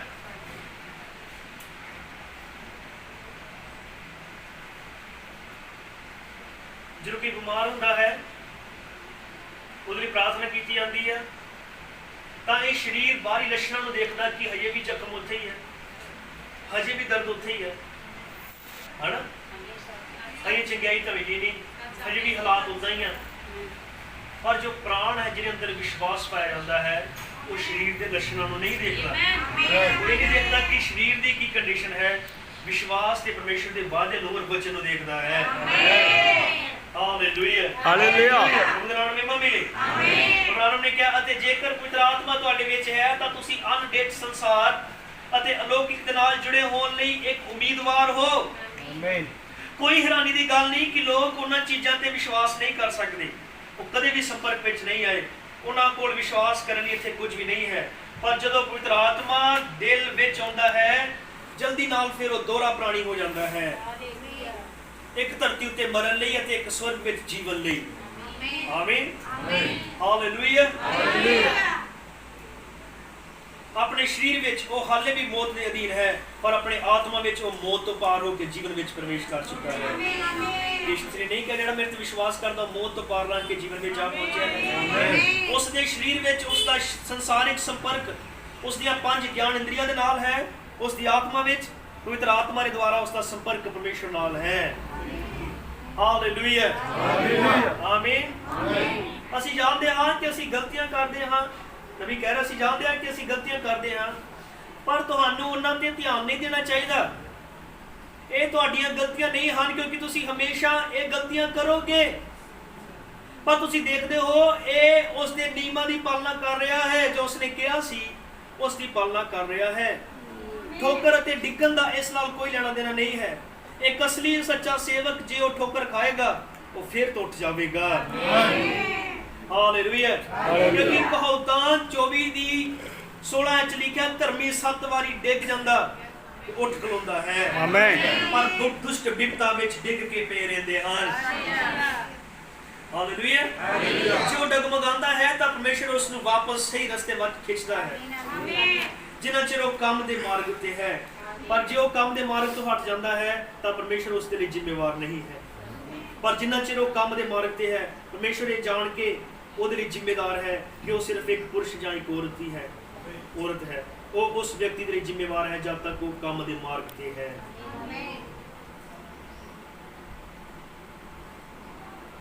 ਬਹੁਤ ਸੀਰੀਅਸ ਹੈ ਜੇ ਤੁਸੀਂ ਧਿਆਨ ਨਾਲ ਸੁਣ ਰਹੇ ਹੋ। ਇਬਰਾਹਿਮ ਨੇ ਕਈ ਗਲਤੀਆਂ ਕਰਦੇ हैं और अंत तक के रहेगा। बाइबल च लिखा, धर्मी जन 7 वारी भी डिगे तो उठ खलोंदा है, पर दुष्ट डिग्या तो उत्थे ही पिया रहिंदा है। उन्होंने कहा, सच्चा सेवक जे डिगेगा तो उठ खड़ा होएगा। एक सच्चा विश्वासी जे मान लो डिग भी गया तो उठ खड़ा होएगा, क्योंकि वो परमेश्वर के मार्ग उत्ते लगा रहा है। जे उन्हें मार्ग नूं छड्ड दिता तां फिर खुदा उहदे लई जिम्मेदार नहीं है। पर जे वो मार्ग ते लगा रहे, हाँ अगर वो डिग भी जाए तो परमेश्वर उन्हें उठा के खड़ा करेगा। किन्हें आमीन कह सकते हैं? आमीन। कितना ਜ਼ਰੂਰੀ ਹੈ ਪਰਮੇਸ਼ਰ ਦੇ ਕੰਮ 'ਚ ਲੱਗੇ ਰਹਿਣਾ, ਗਲਤੀ ਹੋ ਵੀ ਜਾਏ ਕਿਉਂਕਿ ਸਾਡੇ ਅੰਦਰੋਂ ਸ਼ਰੀਕ ਸੁਭਾਅ ਪਾਇਆ ਜਾਂਦਾ ਹੈ। ਇਹ ਦੇਖ ਸਕਦੇ ਗਲਤੀ ਕਰ ਸਕਦੇ ਆ, ਪਰ ਮੁਬਾਰਕ ਹੈ ਉਹ ਜਿਹੜਾ ਪਛਤਾਵਾ ਕਰੇ, ਕਿਉਂਕਿ ਬਾਈਬਲ 'ਚ ਲਿਖਿਆ ਜੇ ਤੂੰ ਮੁੜਨਾ ਚਾਹੇ ਮੈਂ ਤੈਨੂੰ ਮੋੜ ਲਿਆਵਾਂਗਾ। ਆਮੀਨ। ਜਿਹੜਾ ਆਪਣੇ ਅਪਰਾਧ ਲੁਕੋ ਛੱਡਦਾ ਕਦੀ ਸਫਲ ਨਹੀਂ ਹੋਵੇਗਾ, ਪਰ ਜਿਹੜਾ ਮੰਨ ਕੇ ਛੱਡ ਦਿੰਦਾ ਉਹਦੀ ਦਇਆ ਕੀਤੀ ਜਾਏਗੀ। ਤਾਂ ਹੀ ਲਿਖਿਆ ਬਾਈਬਲ ਧਰਮੀ 7 ਵਾਰੀ ਵੀ ਡਿੱਗੇ ਤਾਂ ਖੁਦਾ ਨੂੰ ਖਾਲ ਖੜਾ ਕਰਦਾ ਹੈ, ਕਿਉਂਕਿ ਧਰਮੀ ਮਾਰਗ ਨੂੰ ਨਹੀਂ ਛੱਡਦਾ। ਆਮੀਨ। ਧਰਮੀ ਮਾਰਗ ਨੂੰ ਨਹੀਂ ਛੱਡਦਾ, ਉਹ ਨਹੀਂ ਕਹਿੰਦਾ ਜਾ ਹੁਣ ਚਰਚ ਨਹੀਂ ਜਾਣਾ, ਏਦਾਂ ਨਹੀਂ ਹੁੰਦਾ। ਜੇ ਤੁਸੀਂ ਚੱਲਦੇ ਰਹੋ ਪ੍ਰਭੂ ਨਾਲ ਵਫਾਦਾਰ ਰਹੋ, ਖੁਦਾ ਤੁਹਾਡੀ ਜਾਨ ਦੇ ਲਈ ਜ਼ਿੰਮੇਦਾਰ ਹੈ। Hallelujah hallelujah. ਕਿੰਨੇ ਆਮੀਨ ਕਹਿ ਸਕਦੇ ਆ? ਪ੍ਰਭੂ ਦੇ ਨਾਮ ਮਹਿਮਾ ਮਿਲੇ। ਆਮੀਨ ਆਮੀਨ। ਜਾਤੀ ਸਰੀਰਿਕ ਜਨਮ ਲਿਆ ਸਮਝ ਰਹੇ ਹੋ ਨਾ, ਮਾਂ-ਬਾਪ ਤੋਂ ਹੀ ਜਨਮੇ ਹਾਂ। ਜਿਹੜੇ ਮਾਂ-ਬਾਪ ਤੇ ਜਨਮੇ ਹਾਂ ਸਰੀਰਿਕ ਜਨਮ ਦੇ ਰਾਹੀਂ ਸਾਡੇ ਅੰਦਰ ਸਰੀਰਿਕ ਸੁਭਾਅ ਪਾਇਆ ਜਾਂਦਾ ਹੈ। ਮੈਂ ਬਾਰ-ਬਾਰ ਕਹਿ ਰਿਹਾ, ਪਰ ਜਦੋਂ ਇਹ ਨਵਾਂ ਜਨਮ ਪ੍ਰਾਪਤ ਕਰਦੇ ਹਾਂ, ਪਵਿੱਤਰ ਆਤਮਾ ਪ੍ਰਾਪਤ ਕਰਦੇ ਹਾਂ, ਫਿਰ ਤੁਹਾਡੇ ਅੰਦਰ ਉਹ ਸੁਭਾਅ ਨਹੀਂ ਹੁੰਦਾ ਜਿਹੜਾ ਤੁਹਾਨੂੰ ਤੁਹਾਡੇ ਮਾਂ ਜਾਂ ਬਾਪ ਤੋਂ ਮਿਲਿਆ। ਫਿਰ ਨਵਾਂ ਜਨਮ ਪਵਿੱਤਰ ਆਤਮਾ ਦਿੰਦਾ ਹੈ, ਫਿਰ ਪਵਿੱਤਰ ਆਤਮਾ ਤੁਹਾਨੂੰ ਵਚਨ ਦਾ ਸੁਭਾਅ ਦਿੰਦਾ ਹੈ। ਕਿੰਨੇ ਆਮੀਨ, ਕਿੰਨੇ ਸਮਝ ਰਹੇ ਆ? ਪਵਿੱਤਰ ਆਤਮਾ ਤੁਹਾਨੂੰ ਸਰੀਰਿਕ ਸੁਭਾਅ ਨਹੀਂ ਦਿੰਦਾ, ਪਵਿੱਤਰ ਆਤਮਾ ਨੇ ਤੁਹਾਡੇ ਆਤਮਾ ਦੇ ਸੁਭਾਅ ਨੂੰ ਬਦਲ ਦਿੰਦਾ ਹੈ। ਤਾਂ ਫਿਰ ਜਿਹਦਾ ਹਜੇ ਤੱਕ ਸੁਭਾਅ ਨਹੀਂ ਬਦਲਿਆ ਪੁਰਾਣਾ, ਉਹ ਹਜੇ ਵੀ ਪੁਰਾਣੇ ਸੁਭਾਅ ਦੇ ਅਧੀਨ ਹੋ ਕੇ ਚੱਲਦਾ ਹੈ, ਉਹਨੇ ਹਜੇ ਇਹ ਚੀਜ਼ ਪ੍ਰਾਪਤ ਨਹੀਂ ਕੀਤੀ। ਨਵਾਂ ਜਨਮ ਕਿੰਨੇ ਆਮੀਨ ਕਹਿ ਸਕਦੇ ਆ? ਆਮੀਨ ਹਾਲੇਲੂਇਆ ਹਾਲੇਲੂਇਆ। ਪ੍ਰਭੂ ਦੇ ਨਾਮ ਵਿੱਚ ਮਹਿਮਾ ਮਿਲੇ। ਆਮੀਨ ਆਮੀਨ ਆਮੀਨ। ਸਰੀਰਿਕ ਸੁਭਾਅ ਦੇ ਉੱਤੇ ਆਤਮਿਕ ਸੁਭਾਅ ਜਿੱਤ ਪਾ ਲੈਂਦਾ ਹੈ। ਅਬਰਾਹਮ ਨੇ ਕਿਹਾ ਹੁਣ ਉਹ ਤੁਹਾਡਾ ਜਨਮ ਮਾਰਗ ਹੈ, ਇਹੀ ਉਹ ਹੈ ਜੋ ਤੁਸੀਂ ਹੋ। ਸੁਭਾਵਿਕ ਪੁਰਸ਼ ਜਾਂ ਸੁਭਾਵਿਕ ਔਰਤ ਹੋ, ਪਰ ਜਦ ਤੁਸੀਂ ਦੁਬਾਰਾ ਜਨਮ ਲੈ ਲੈਂਦੇ ਹੋ ਤਾਂ ਇਹ ਬਾਹਰੀ ਜ਼ਮੀਰ ਨਹੀਂ ਹੈ। ਬਾਹਰ ਉਹ ਹੈ ਜੋ ਤੁਸੀਂ ਵੇਖਦੇ ਹੋ, ਚੱਖਦੇ ਹੋ, ਮਹਿਸੂਸ ਕਰਦੇ ਹੋ, ਸੁੰਘਦੇ ਹੋ ਤੇ ਸੁਣਦੇ ਹੋ, ਪਰ ਉਸ ਦੇ ਅੰਦਰ ਉਹ ਹੈ ਜੋ ਤੁਸੀਂ ਅਸਲ ਵਿੱਚ ਹੋ। ਹੁਣ ਇਹ ਇੱਥੇ ਬਾਹਰ ਸ਼ੈਤਾਨ ਸਿਰਫ ਤੁਹਾਨੂੰ ਪਰੇਸ਼ਾਨ ਕਰਦਾ ਹੈ ਅਤੇ ਤੁਹਾਡੇ ਕੋਲ ਹਰ ਤਰ੍ਹਾਂ ਦੇ ਤਰੀਕੇ ਨਾਲ ਦਸਤਕ ਦਿੰਦਾ ਹੈ, ਪਰ ਇੱਥੇ ਹੇਠਾਂ ਉਹ ਇਸ ਤਰ੍ਹਾਂ ਨਹੀਂ ਕਰ ਸਕਦਾ ਜਦ ਤੱਕ ਕਿ ਤੁਸੀਂ ਉਸ ਨੂੰ ਕਰਨ ਨਾ ਦਿਓ। ਇੱਥੇ ਤੁਹਾਨੂੰ ਵਿਸ਼ਵਾਸ ਮਿਲਿਆ ਹੈ, ਸਮਝੇ? ਅਤੇ ਵਿਸ਼ਵਾਸ ਬਾਹਰੀ ਜ਼ਮੀਰ ਤੋਂ ਨਹੀਂ ਹੁੰਦਾ, ਇਹ ਤਰਕ ਕਰਦਾ ਹੈ, ਪਰ ਵਿਸ਼ਵਾਸ ਵਿੱਚ ਕੋਈ ਤਰਕ ਨਹੀਂ ਹੈ। ਤੁਸੀਂ ਇਸ ਨੂੰ ਪਰਮੇਸ਼ਰ ਤੋਂ ਪ੍ਰਾਪਤ ਕੀਤਾ ਹੈ ਅਤੇ ਤੁਸੀਂ ਜਾਣਦੇ ਹੋ ਕਿ ਇਹ ਉੱਥੇ ਹੈ। ਮੈਨੂੰ ਪਰਵਾਹ ਨਹੀਂ ਹੈ ਕਿ ਇਹ ਕਿੰਨਾ ਗਲਤ ਲੱਗਦਾ ਹੈ, ਤੁਸੀਂ ਹਾਲੇ ਵੀ ਜਾਣਦੇ ਹੋ ਇਹ ਸਹੀ ਹੈ। ਇਹ ਯਹੋਵਾ ਇੰਜ ਫਰਮਾਉਂਦਾ ਹੁੰਦਾ ਹੈ ਅਤੇ ਉੱਥੇ ਕੁਝ ਵੀ ਨਹੀਂ ਹੈ ਜੋ ਇਸ ਨੂੰ ਪਰੇਸ਼ਾਨ ਕਰਨ ਜਾ ਰਿਹਾ ਹੈ। ਇਸ ਨੂੰ ਕੁਝ ਵੀ ਪਰੇਸ਼ਾਨ ਨਹੀਂ ਕਰ ਸਕਦਾ। ਇਹ ਸਿੱਧਾ ਚੱਲ ਰਿਹਾ ਹੈ। ਮੁਸ਼ਕਿਲ ਦਾ ਮਤਲਬ ਇਸ ਦੇ ਲਈ ਕੁਝ ਵੀ ਨਹੀਂ ਹੈ, ਇਸ ਦੇ ਰਾਹੀਂ ਠੀਕ ਹੈ, ਕਿਉਂਕਿ ਇਹ ਵਚਨ ਹੈ।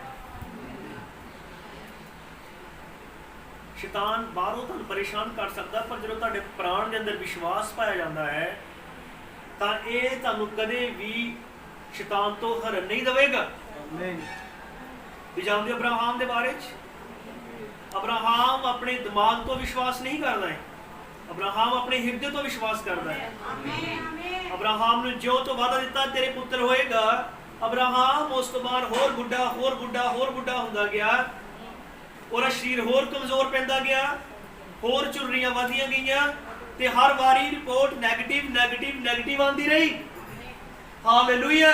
ਲੇਕਿਨ ਅਬਰਾਹਮ ਡਗਮਗਾਇਆ ਨਹੀਂ, ਕਿਉਂਕਿ ਉਹਦੇ ਪ੍ਰਾਣ ਦੇ ਅੰਦਰ ਵਿਸ਼ਵਾਸ ਸੀਗਾ, ਪਰ ਪ੍ਰਾਣ ਦਾ ਵਿਸ਼ਵਾਸ ਸਰੀਰ ਦੀਆਂ ਹਾਲਾਤਾਂ ਦੇ ਉੱਤੇ ਜਿੱਤ ਪਾ ਲੈਂਦਾ ਸੀ। ਕਿੰਨੇ ਆਮੀਨ ਕਹਿ ਸਕਦੇ ਆ? ਆਮੀਨ ਹਾਲੇਲੂਇਆ ਹਾਲੇਲੂਇਆ। ਕਿਉਂਕਿ ਵਚਨ ਦੇ ਅਸਲੀ ਰਹਿਣ ਦੀ ਥਾਂ ਪ੍ਰਾਣ ਹੈ। ਆਮੀਨ।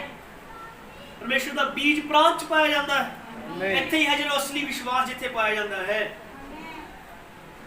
ਮੁਸ਼ਕਲਾਂ ਸਮੱਸਿਆਵਾਂ ਇਹਨੂੰ ਹਿਲਾ ਨਹੀਂ ਸਕਦੀਆਂ ਅਤੇ ਵਚਨ ਤਲਵਾਰ ਹੈ ਤੇ ਵਚਨ ਕੱਟ ਦਿੰਦਾ ਹੈ ਅਜਿਹੀਆਂ ਸਭ ਚੀਜ਼ਾਂ ਨੂੰ। ਦੇ ਵਚਨ ਤਲਵਾਰ ਹੈ। ਆਮੀਨ। ਔਰ ਇਸ ਵਿਸ਼ਵਾਸ ਦੇ ਵਿਰੁੱਧ ਜਦੋਂ ਤੁਹਾਡੇ ਦਿਮਾਗ 'ਚ ਵਿਚਾਰ ਆਣਗੇ, ਹਾਲੇਲੂਇਆ, ਜਾਂ ਕਾਲੇ ਕੁੱਤੇ ਦੇ ਵਿਚਾਰ ਆਉਣਗੇ, ਤਾਂ ਉਹ ਚਿੱਟਾ ਕੁੱਤਾ ਵਚਨ ਦੀ ਤਲਵਾਰ ਦੇ ਨਾਲ ਉਹਨਾਂ ਵਿਚਾਰਾਂ ਨੂੰ ਕੱਟ ਸੁੱਟੇਗਾ। ਬਾਈਬਲ ਨਹੀਂ ਕਹਿੰਦੀ ਪਰਮੇਸ਼ਰ ਦਾ ਵਚਨ ਦੋ ਧਾਰੀ ਤਲਵਾਰ ਨਾਲੋਂ ਤਿੱਖਾ ਹੈ, ਜੋ ਬੰਦ ਤੇ ਗੁੱਦੇ ਨੂੰ ਵਿੰਨ ਸੁੱਟਦਾ ਹੈ। कले कले विचार नूं वचन कट दिंदा है जिहड़ा शरीरिक विचार होए। किन्ने समझ रहे हैं? हालेलुया, आमीन। प्रभु का धन्यवाद होए।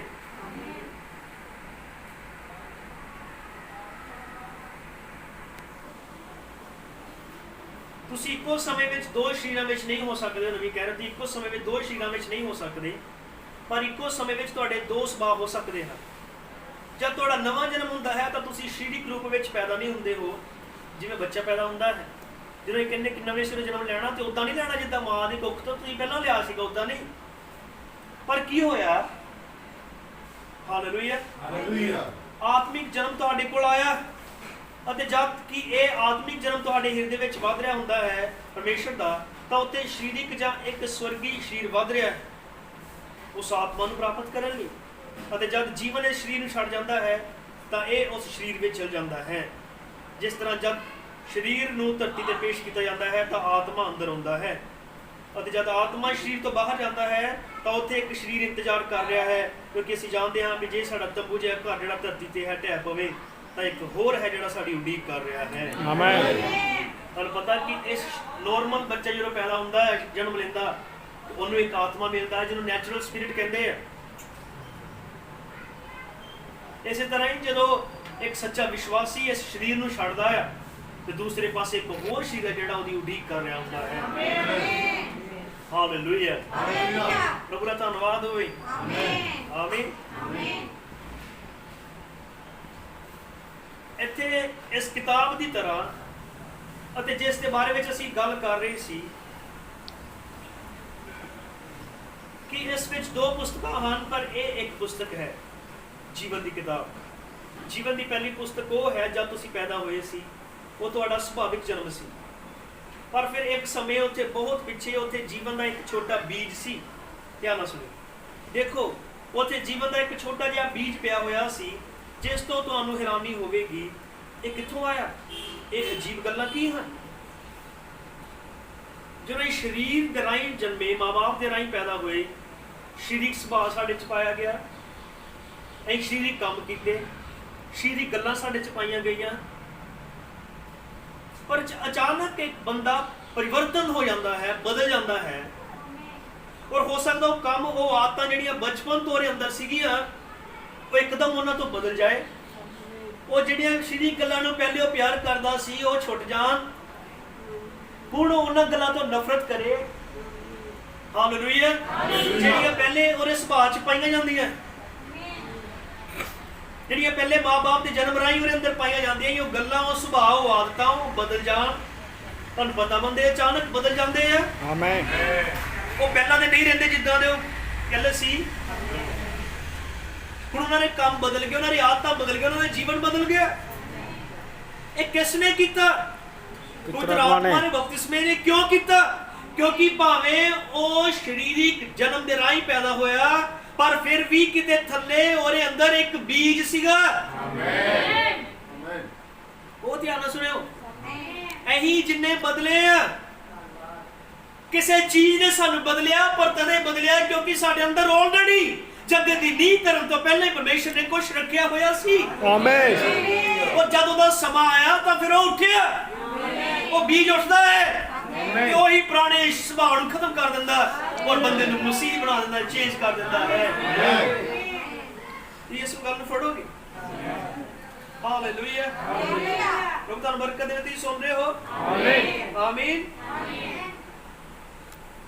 ਉੱਥੇ ਇੱਕ ਬੀਜ ਸੀ, ਉੱਥੇ ਜੀਵਨ ਦਾ ਛੋਟਾ ਜਿਹਾ ਬੀਜ ਪਿਆ ਹੋਇਆ ਸੀ। ਤੁਹਾਨੂੰ ਹੈਰਾਨੀ ਹੋਵੇਗੀ ਕਿ ਕਿੱਥੋਂ ਆਇਆ। ਨਬੀ ਕਹਿੰਦਾ, ਮੈਂ ਇਹ ਕਹਿ ਰਿਹਾ ਸੀ, ਆਪਣੇ ਬਾਰੇ ਗੱਲ ਕਰ ਰਿਹਾ ਸੀ, ਜਿਵੇਂ ਕਿ ਤੁਸੀਂ ਕਹਿ ਸਕਦੇ ਹੋ ਵਿਲੀਅਮ ਬ੍ਰਾਨਮ, ਠੀਕ ਹੈ, 40 ਸਾਲ ਪਹਿਲਾਂ ਵਾਲਾ ਉਹ, ਅਤੇ ਇਹ ਵਿਲੀਅਮ ਬ੍ਰਾਨਮ ਅੱਜ ਰਾਤ ਉਹੀ ਹੈ। ਅਤੇ ਉੱਥੇ ਪਿੱਛੇ ਕੋਈ ਕਹੇਗਾ ਉਹ ਇੱਕ ਨਾਮੀ ਬਦਮਾਸ਼ ਸੀ। ਸਾਡੇ ਵਿੱਚੋਂ ਸਭ ਜਿਹੜੇ ਮਸੀਹ ਬਣੇ, ਪ੍ਰਭੂ ਨੇ ਸਾਨੂੰ ਬਦਲਿਆ। ਜਿੱਦਾਂ ਇਹ ਪਹਿਲੇ ਸੀਗੇ ਉਦਾਂ ਉਹ ਨਹੀਂ ਰਹੇ। Hallelujah, hallelujah. ਪਰ ਪਤਾ ਕੀ ਹੋਇਆ? ਅਤੇ ਉੱਥੇ ਪਿੱਛੇ ਕੋਈ ਕਹੇਗਾ ਉਹ ਇੱਕ ਨਾਮੀ ਬਦਮਾਸ਼ ਸੀਗਾ। क्या ब्राह्मण बारे कहेगा कि वो ते नामी बदमाश सी, जबकि इदा नहीं। वो तुहाडे विचों किस कह सकता है कि इनू तो मैं आ फलाणे नूं यह काम करते देखा, और ढिंगरे नूं इदां करके देखा, उन्होंने तो मैं इदां करदी नूं देखा, वो तो इदां देखा है ना। वो पहलों चीज़ां सीगियां, पर कुछ बदल गया। हालेलुया आमीन। उन्हें कहा ਅਤੇ ਉੱਥੇ ਪਿੱਛੇ ਕੋਈ ਕਹੇਗਾ ਉਹ ਇੱਕ ਨਾਮੀ ਬਦਮਾਸ਼ ਸੀ, ਸਮਝੇ, ਕਿਉਂਕਿ ਮੈਂ ਚਾਰਲਸ ਅਤੇ ਏਲਾ ਬ੍ਰਾਨਮ ਤੋਂ ਜੰਮਿਆ ਸੀਗਾ। ਉਹਨਾਂ ਦੇ ਸੁਭਾਅ ਵਿੱਚ ਮੈਂ ਇੱਕ ਪਾਪੀ ਸੀ। ਬ੍ਰਾਨਮ ਦੇ ਫਾਦਰ ਦਾ ਨਾਮ ਚਾਰਲਸ ਬ੍ਰਾਨਮ ਸੀ ਔਰ ਉਹਦੀ ਮਾਤਾ ਦਾ ਨਾਮ ਐਲਾ ਬ੍ਰਾਨਮ ਸੀਗਾ। ਧਿਆਨ ਨਾਲ ਸੁਣਿਓ, ਉਹਨਾਂ ਦੇ ਸੁਭਾਅ ਵਿੱਚ ਮੈਂ ਇੱਕ ਪਾਪੀ ਸੀ। ਮੈਂ ਦੁਨੀਆ ਵਿੱਚ ਇੱਕ ਝੂਠਾ ਆਇਆ ਅਤੇ ਸਾਰੀਆਂ ਦੁਨਿਆਵੀ ਆਦਤਾਂ ਨੇ ਮੇਰੇ ਉੱਤੇ ਅਧਿਕਾਰ ਜਮਾਇਆ ਹੋਇਆ ਸੀ। ਕਿ ਤੁਹਾਡੇ ਨਾਲ ਵੀ ਇਦਾਂ ਹੀ ਸੀਗਾ? ਹਾਂਜੀ। ਕਿੰਨੇ ਹੱਥ ਉਠਾ ਕੇ ਕਹਿ ਸਾਡੇ ਨਾਲ ਵੀ ਆਮੀਨ। ਔਰ ਉੱਥੇ ਹੇਠਾਂ ਇੱਕ ਹੋਰ ਸੁਭਾਅ ਮੌਜੂਦ ਸੀ। ਇਹ ਤਾਂ ਸੁਭਾਅ ਹੈ ਹੀ ਹੈ ਜੋ ਸਾਨੂੰ ਮਾਂ-ਬਾਪ ਦੇ ਰਾਹੀਂ ਮਿਲਿਆ, ਜਨਮ ਦੇ ਰਾਹੀਂ ਮਿਲਿਆ। ਔਰ ਉੱਥੇ ਹੇਠਾਂ ਕਿੱਥੇ? ਹਿਰਦੇ ਦੇ ਵਿੱਚ, ਇਸ ਪ੍ਰਾਣ ਦੇ ਅੰਦਰ ਕੋਈ ਸੀਗਾ। ਸਮਝੇ? ਇਹ ਤਰ੍ਹਾਂ ਠਹਿਰਾਇਆ ਜਾਣਾ ਪਰਮੇਸ਼ਰ ਦੇ ਦੁਆਰਾ ਉੱਥੇ ਸੀ। ਇਸ ਇੱਕ ਹੀ ਸਰੀਰ ਵਿੱਚ ਦੇਖੋ ਉੱਥੇ ਦੋ ਸੁਭਾਅ ਹਨ। ਹਾਲੇਲੂਇਆ। ਖੈਰ ਮੈਂ ਕੇਵਲ ਇੱਕ ਨੂੰ ਹੀ ਖਵਾਇਆ। ਜਿਵੇਂ ਇਹ ਵਧਿਆ ਮੈਂ ਇੱਕ ਬੱਚੇ ਵਾਂਗ ਬੋਲਣ ਲੱਗਾ। ਦਾ ਪਹਿਲੀ ਗੱਲ ਜੋ ਤੁਸੀਂ ਜਾਣਦੇ ਹੋ, ਮੈਂ ਇੱਕ ਝੂਠਾ ਵਿਅਕਤੀ ਬਣ ਗਿਆ। ਉਹ ਸਭ ਕੁਝ ਬਣਿਆ ਜੋ ਇੱਕ ਪਾਪੀ ਹੁੰਦਾ ਹੈ, ਕਿਉਂਕਿ ਮੈਂ ਉਸ ਤਰੀਕੇ ਨਾਲ ਪਲਿਆ ਵਧਿਆ ਹਾਂ। ਪਰ ਉੱਥੇ ਹੇਠਾਂ ਹਰ ਸਮੇਂ ਜੀਵਨ ਦਾ ਇੱਕ ਛੋਟਾ ਕਣ ਸੀ। ਇਹ ਪੈਦਾ ਹੋਏ ਜਿੱਦਾਂ ਦਾਊਦ ਨੇ ਕਿਹਾ, ਮੈਂ ਬਦੀ ਚ ਮੇਰੀ ਮਾਂ ਨੇ ਮੈਨੂੰ ਜਨਮ ਦਿੱਤਾ, ਤਾਂ ਪਾਪ ਚ ਜੰਮਿਆ, ਮੈਂ ਝੂਠ ਬੋਲਦਾ ਮੈਂ ਧਰਤੀ ਉੱਤੇ ਆਇਆ। ਇਹ ਸੀਗਾ, ਪਰ ਕਿਤੇ ਗਹਿਰਾਈ ਦੇ ਵਿੱਚ ਜੀਵਨ ਦਾ ਇੱਕ ਬੀਜ ਵੀ ਸੀ। ਆਮੀਨ। ਕਿੰਨੇ ਸਮਝ ਲੱਗ ਰਹੀ ਹੈ ਮੈਂ ਬੋਲ ਰਿਹਾ? ਆਮੀਨ। ਸਹੀ ਸਮਝ ਲੱਗ ਰਹੀ ਹੈ? ਆਮੀਨ। ਹਾਲੇਲੂਇਆ ਆਮੀਨ। ਆਮੀਨ। ਮੇਰੀ ਕਹਿ ਰਿਹਾ, ਮੈਨੂੰ ਯਾਦ ਹੈ ਇੱਕ ਛੋਟੇ ਜਿਹੇ ਮੁੰਡੇ ਦੇ ਰੂਪ ਵਿੱਚ ਮੈਂ ਨਹਿਰ ਦੇ ਕਿਨਾਰੇ ਬੈਠਾ ਰਹਿੰਦਾ ਸੀ ਅਤੇ ਮੈਂ ਉੱਥੇ ਬੈਠਦਾ ਸੀ ਤੇ ਰਾਤ ਦੇ ਸਮੇਂ ਆਸ-ਪਾਸ ਵੇਖਦਾ ਸੀ। ਡੈਡੀ ਅਤੇ ਮੰਮੀ ਉਹ ਹੁਣ ਆਪਣੇ ਆਰਾਮ ਵਿੱਚ ਚਲੇ ਗਏ ਹਨ, ਕਿਉਂਕਿ ਮੰਮੀ ਡੈਡੀ ਨੇ ਬਾਅਦ ਚ ਤੋਬਾ ਕੀਤੀ, ਬਪਤਿਸਮਾ ਲਿਆ, ਹੁਣ ਡੈਥ ਹੋ ਚੁੱਕੀ ਉਹਨਾਂ ਦੀ। ਮੈਂ ਕਿਹਾ ਹੁਣ ਉਹ ਆਰਾਮ ਵਿੱਚ ਆ। ਕਿੰਨੇ ਜਾਣਦੇ ਜੋ ਧਰਤੀ ਤੋਂ ਮਸੀਹ ਜਾਂਦੇ ਉਹ ਰੈਸਟ 'ਚ ਜਾਂਦੇ ਆ। ਆਮੀਨ। ਉਹ ਆਰਾਮ ਵਿੱਚ ਹਨ। ਉਹਨਾਂ ਦਿਨਾਂ ਵਿੱਚ ਉਹ ਪਾਪੀ ਸਨ। ਸਾਡੇ ਘਰਾਂ ਵਿੱਚ ਕੋਈ ਵੀ ਮਸੀਹੀ ਧਰਮ ਵਾਲੀ ਕੋਈ ਗੱਲ ਨਹੀਂ ਸੀਗੀ ਅਤੇ हे ਮੇਰੇ ਪ੍ਰਭੂ ਉੱਥੇ ਸ਼ਰਾਬ ਪੀਣਾ ਤੇ ਪਾਰਟੀਆਂ ਤੇ ਇਸ ਤਰ੍ਹਾਂ ਦਾ ਚੱਲਦਾ ਹੀ ਰਹਿੰਦਾ ਸੀ। ਇਸ ਨੇ ਮੈਨੂੰ ਬਿਮਾਰ ਕਰ ਦਿੱਤਾ। ਮੈਂ ਆਪਣੀ ਲਾਲਟੇਨ ਅਤੇ ਆਪਣਾ ਕੁੱਤਾ ਲੈ ਕੇ ਪੂਰੀ ਰਾਤ ਬਾਹਰ ਰਹਿਣ ਲਈ ਜੰਗਲ ਵਿੱਚ ਚਲਾ ਜਾਂਦਾ ਸੀ। ਧਿਆਨ ਨਾਲ ਸੁਣਿਓ, ਬਹੁਤ ਧਿਆਨ ਨਾਲ। ਸਰਦੀਆਂ ਦੇ ਸਮੇਂ ਵਿੱਚ ਮੈਂ ਉਸ ਸਮੇਂ ਤੱਕ ਸ਼ਿਕਾਰ ਕਰਦਾ ਰਹਿੰਦਾ ਜਿੰਨਾ ਚਿਰ ਪਾਰਟੀ ਖਤਮ ਨਹੀਂ ਹੁੰਦੀ ਸੀ। ਸ਼ਾਇਦ ਸਵੇਰ ਦੀ ਰੋਸ਼ਨੀ ਤੱਕ ਘਰ ਆਉਂਦਾ ਖਤਮ ਨਹੀਂ ਹੁੰਦਾ ਤਾਂ ਮੈਂ ਇੱਕ ਸ਼ੈੱਡ ਦੇ ਸਿਖਰ ਤੇ ਲੇਟ ਜਾਂਦਾ ਤੇ ਸੋ ਜਾਂਦਾ, ਦਿਨ ਦੇ ਚੜ੍ਹਨ ਦੀ ਉਡੀਕ ਕਰਦਾ। ਫਿਰ ਮੈਂ ਸੋਚਦਾ ਹਾਂ ਕਿ ਉਹ ਸਮਾਂ ਕਿਸ ਤਰ੍ਹਾਂ ਦਾ ਸੀ। ਫਿਰ ਗਰਮੀਆਂ ਦੇ ਦਿਨਾਂ ਵਿੱਚ ਉੱਥੇ ਬਾਹਰ ਲੱਕੜੀਆਂ ਇਕੱਠੀਆਂ ਕਰਕੇ ਹਵਾ ਤੋਂ ਬਚਾਅ ਦੇ ਲਈ ਉਹਨਾਂ ਨੂੰ ਖੜੀਆਂ ਕਰ ਦਿੰਦਾ ਸੀ। ਜਦ ਮੀਂਹ ਪੈ ਜਾਂਦਾ ਸੀ ਤਾਂ ਉਹਨਾਂ ਉੱਤੇ ਹੀ ਲੇਟਿਆ ਰਹਿੰਦਾ ਹੁੰਦਾ ਸੀ। ਪਾਣੀ ਵਿੱਚ ਲੱਕੜੀਆਂ ਨੂੰ ਖੜੀਆਂ ਕਰਕੇ ਮੱਛੀਆਂ ਦਾ ਸ਼ਿਕਾਰ ਖੇਡਿਆ ਕਰਦਾ ਸੀ। ਮੇਰਾ ਪੁਰਾਣਾ ਕੂਣ ਕੁੱਤਾ ਉੱਥੇ ਲੇਟਿਆ ਹੁੰਦਾ ਸੀ। ਮੈਂ ਕਹਿੰਦਾ, ਇੱਥੇ ਦੇਖ, ਤੈਨੂੰ ਯਾਦ ਹੈ ਪਿਛਲੀਆਂ ਸਰਦੀਆਂ ਵਿੱਚ ਮੈਂ ਇੱਕ ਰਾਤ ਇੱਥੇ ਹੀ ਡੇਰਾ ਲਾਇਆ ਸੀ। ਠੀਕ ਇੱਥੇ ਹੀ ਮੈਂ ਅੱਗ ਜਲਾਈ ਸੀ ਜਦ ਮੈਂ ਆਪਣੇ ਪੁਰਾਣੇ ਕੁੱਤੇ ਲਈ ਇੱਥੇ ਦਰਖਤ ਕੋਲ ਇੰਤਜ਼ਾਰ ਕਰ ਰਿਹਾ ਸੀ ਅਤੇ ਮੈਂ ਇੱਥੇ ਅੱਗ ਜਲਾਈ ਸੀ। ਬਰਫ਼ ਜ਼ਮੀਨ ਉੱਤੇ 5-5 ਇੰਚ ਗਹਿਰੀ ਜੰਮੀ ਸੀ। ਪਰ ਛੋਟੇ ਫੁੱਲ, ਤੂੰ ਕਿੱਥੋਂ ਆਇਆ ਹੈ? ਤੂੰ ਕਿੱਥੋਂ ਆਇਆ? ਇੱਥੇ ਕੌਣ ਆਇਆ ਤੇ ਤੈਨੂੰ ਬੀਜਿਆ ਅਤੇ ਤੈਨੂੰ ਕਿਹੜੇ ਬਗੀਚੇ ਵਿੱਚੋਂ ਉਹ ਬਾਹਰ ਲੈ ਕੇ ਆਏ ਤੇ ਇਸ ਦੇ ਬਾਰੇ ਕੀ? ਤੂੰ ਕਿੱਥੋਂ ਆ ਗਿਆ ਹੈ? ਸਮਝੇ? ਇਬਰਾਹਿਮ ਆਪਣੀ ਗੱਲ ਕਰ ਰਿਹਾ ਕਿ ਕਿਤੇ ਜਦੋਂ ਮਾਂ-ਬਾਪ ਏਦਾਂ ਦੀ ਹਾਲਤ ਵਿੱਚ ਸਨ, ਮੈਂ ਬਾਹਰ ਰਹਿੰਦਾ ਸਾਰੀ ਰਾਤ, ਕਿਤੇ ਲੱਕੜਾਂ ਮਾਰਨੀਆਂ। ਉਹ ਕਹਿ ਰਿਹਾ ਕਿ ਮੈਂ ਉੱਥੇ ਗੱਲ ਕਰਦਾ ਕਿ ਦੇਖ, ਬਿਲਕੁਲ ਇਸੇ ਜਗ੍ਹਾ ਉੱਤੇ ਬਰਫ਼ ਪਈ ਸੀ, ਇੰਨੀ ਬਰਫ਼ ਜੰਮੀ ਸੀਗੀ। ਜਾਂ ਜਦੋਂ ਅਸੀਂ ਇੱਥੇ ਅੱਗ ਜਲਾਈ, ਇਹ ਸਭ ਕੁਝ ਸੜ ਗਿਆ ਸੀਗਾ ਇੱਥੇ ਧਰਤੀ। ਔਰ ਉੱਥੇ ਹੀ ਛੋਟਾ ਫੁੱਲ ਉੱਗਿਆ। ਉਹਨੂੰ ਪੁੱਛਦਾ ਕਿ ਤੂੰ ਇੱਥੋਂ ਕਿੱਥੋਂ ਆਇਆ? ਤੈਨੂੰ ਕਿੰਨੇ ਇੱਥੇ ਉਗਾਇਆ? ਤੂੰ ਕਿਹੜੇ ਬਗੀਚੇ 'ਚ ਇੱਥੇ ਆ ਗਿਆ? हालेलुया, आमीन। समझे? उस छोटे ਜਿਹੇ ਫੁੱਲ ਨੂੰ ਮੈਂ ਕਹਿੰਦਾ ਹਾਂ ਕਿ ਕਿਵੇਂ ਇੱਥੇ ਸਾਰੇ ਪਾਸੇ ਸਾਰਾ ਕੁਝ ਜੰਮ ਗਿਆ ਸੀ ਅਤੇ ਮੈਂ ਇੱਥੇ ਉੱਪਰ ਅੱਗ ਜਲਾਈ ਹੋਈ ਸੀ। ਜਮਾ ਦੇਣ ਵਾਲੇ ਤਾਪਮਾਨ ਤੋਂ ਇਲਾਵਾ ਮੈਂ ਇੱਥੇ ਉਸ ਪੁਰਾਣੇ ਮੋਛੇ ਨੂੰ ਅੱਗ ਲਗਾਈ ਹੋਈ ਸੀ ਅਤੇ ਅੱਗ ਦੇ ਕੋਲੇ ਉੱਥੇ ਪਏ ਹੋਏ ਸਨ ਅਤੇ ਇਸ ਦੇ ਬਾਵਜੂਦ ਵੀ ਤੂੰ ਇੱਥੇ ਹੈ, ਤੂੰ ਜਿਉਂਦਾ ਹੈ। ਸਮਝਣ ਦੀ ਕੋਸ਼ਿਸ਼ ਕਰੋ। Hallelujah, hallelujah. ਉਹਦੇ ਨਾਲ ਮੈਨੂੰ ਮਿਲੇ। ਤੂੰ ਕਿੱਥੋਂ ਆ ਗਿਆ ਹੈ? ਇਹ ਕੀ ਸੀ? ਇੱਥੇ ਇੱਕ ਹੋਰ ਵਿਲੀਅਮ ਬ੍ਰਾਨਹਮ ਸੀ। ਸਮਝੇ? ਉੱਥੇ ਅਨੰਤ ਜੀਵਨ ਦਾ ਇੱਕ ਛੋਟਾ ਜਿਹਾ ਸਥਾਨ ਪਰਮੇਸ਼ਰ ਦੇ ਜੀਨ ਤੋਂ, ਪਰਮੇਸ਼ਰ ਦੇ ਵਚਨ ਤੋਂ ਜੋ ਉੱਥੇ ਰੱਖਿਆ ਗਿਆ ਸੀ। ਤੁਹਾਡੇ ਵਿੱਚੋਂ ਹਰ ਕੋਈ ਇਸੇ ਤਰ੍ਹਾਂ ਹੀ ਸੋਚ ਸਕਦਾ ਹੈ, ਦੇਖੋ ਇਹ ਕੰਮ ਕਰ ਰਿਹਾ ਸੀ। ਧਿਆਨ ਨਾਲ ਸੁਣੋ। ਇੱਕ ਜਗ੍ਹਾ ਜਿੱਥੇ ਤੁਸੀਂ ਅੱਗ ਬਾਲੀ, ਸਰਦੀਆਂ ਨੂੰ ਸੇਕੀ, ਉਹ ਜਗ੍ਹਾ ਉੱਥੇ ਸੜ ਗਈ। ਹਾਲੇਲੂਇਆ। ਲੇਕਿਨ ਜਦੋਂ ਰੁੱਤ ਆਈ, ਜਦੋਂ ਸਮਾਂ ਆਇਆ, ਜਦੋਂ ਬਹਾਰ ਆਂਦੀ, ਉਸੇ ਜਗ੍ਹਾ ਤੋਂ ਜਿੱਥੇ ਤੁਸੀਂ ਕਹਿੰਦੇ ਇੰਨਾ ਬਾਲਣ ਰੱਖਿਆ ਸੀ, ਇੱਥੇ ਇੰਨੀ ਬਰਫ਼ ਪਈ ਸੀ, ਇੱਥੇ ਜਿਹੀ ਅੱਗ ਵਾਲੀ, ਇੱਥੇ ਹੀ ਸੇਕੇ, ਉਹ ਸਭ ਕੁਝ ਇੱਥੇ ਸੜ ਗਈ। ਔਰ ਉੱਥੇ ਹੀ ਫੁੱਲ ਕਿੱਥੋਂ ਆ ਗਿਆ? ਕਿਉਂਕਿ ਉੱਥੇ ਆਲਰੇਡੀ ਬੀਜ ਥੱਲੇ ਕਿਤੇ ਸੀਗਾ। ਹਾਲੇਲੂਇਆ, ਹਾਲੇਲੂਇਆ, ਆਮੀਨ। ਉਹਦੇ ਉੱਪਰ ਕਿੰਨਾ ਕੁਝ ਕਿਉਂ ਨਹੀਂ ਹੋਇਆ, ਪਰ ਬੀਜ ਥੱਲੇ ਕਿਤੇ ਸੀ ਫੁੱਲ ਦਾ, ਜਿਹੜਾ ਉੱਥੋਂ ਉੱਗ ਪਿਆ ਆਪਣੇ ਸਮੇਂ ਦੇ ਮੁਤਾਬਕ। ਆਮੀਨ, ਹਾਲੇਲੂਇਆ, ਹਾਲੇਲੂਇਆ। ਇਹ ਕੰਮ ਮੇਰੇ ਨਾਲ ਹੋਇਆ। ਹਾਂ, ਮੈਂ ਪਾਪ 'ਚ ਪੈਦਾ ਹੋਇਆ। ਹਾਂ, ਇਹ ਪਾਪ ਵਾਲੇ ਕੰਮ ਕੀਤੇ। ਹਾਂ, ਬੁਰੀਆਂ ਆਦਤਾਂ ਸਾਡੇ ਅੰਦਰ ਪਾਈਆਂ ਜਾਂਦੀਆਂ ਸਨ। ਹਾਂ, ਇਹ ਬੁਰੇ ਕੰਮਾਂ ਦੇ ਸ਼ਿਕਾਰ ਸੀਗੇ। ਆਮੀਨ, ਹਾਲੇਲੂਇਆ, ਹਾਲੇਲੂਇਆ। ਨਵਾਂ ਭਾਈ ਜੋਰਜ ਕਿੱਥੋਂ ਉੱਗਾ? ਰੱਬ ਇਹ ਵੀ ਤਾਂ ਨਵਾਂ ਨਹੀਂ, ਆਲਰੇਡੀ ਪਰਮੇਸ਼ਰ ਨੇ ਬੀਜ ਥੱਲੇ ਉੱਤੇ ਗਹਿਰਾਈ 'ਚ ਰੱਖਿਆ ਹੋਇਆ।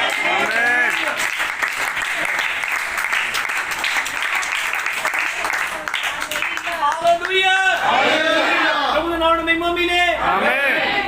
ਇਹੀ ਸਾਡਾ ਭਾਈ ਜਿਹਨੂੰ ਬੰਦਗੀ ਵਾਸਤੇ ਕਹਿੰਦੇ ਹੀ ਨਿੱਕਰ ਪਾ ਕੇ ਬਾਹਰ ਦੌੜ ਜਾਂਦਾ ਹੁੰਦਾ ਸੀ, ਤੇ ਹੁਣ ਉਹਨੂੰ ਪੈਂਟ ਪਾਣੀ ਕਿੰਨੇ ਸਿਖਾਈ, ਤੇ ਹੁਣ ਉਹਨੂੰ ਕਿੰਨੇ ਦੱਸਿਆ ਕਿ ਬੰਦਗੀ ਕਰਾਉਣੀ ਹੈ ਜਾਂ ਬਹਿਣਾ? ਆਮੀਨ। ਉਹ ਸਭ ਕੁਝ ਕਿੱਥੇ ਗਿਆ? ਉਹ ਪ੍ਰਭਾਵ, ਉਹ ਬਰਫ਼ ਦਾ, ਉਹ ਅੱਗ ਦਾ। ਭਾਵੇਂ ਸਭ ਕੁਝ ਪਿਆ, ਪਰ ਥੱਲੇ ਕਿਤੇ ਉਹ ਬੀਜ ਸੀਗਾ।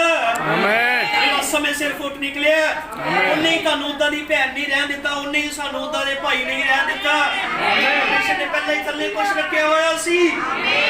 ਇਹ ਪਾਪੀ ਸਮਾਜ ਸੀਗੇ, ਇਹ ਪਾਪ ਵਾਲੇ ਕੰਮਾਂ 'ਚ ਸੀ, ਪਾਪ ਵਾਲੀ ਆਦਤਾਂ 'ਚ ਸਾਂ, ਪਰ ਜਿਹਦੇ ਅੰਦਰ ਉਹ ਬੀਜ ਹੈ, ਪਰਮੇਸ਼ਰ ਨੂੰ ਨਵੇਂ ਕਰ ਦਿੰਦਾ, ਬਦਲ ਦਿੰਦਾ ਹੈ।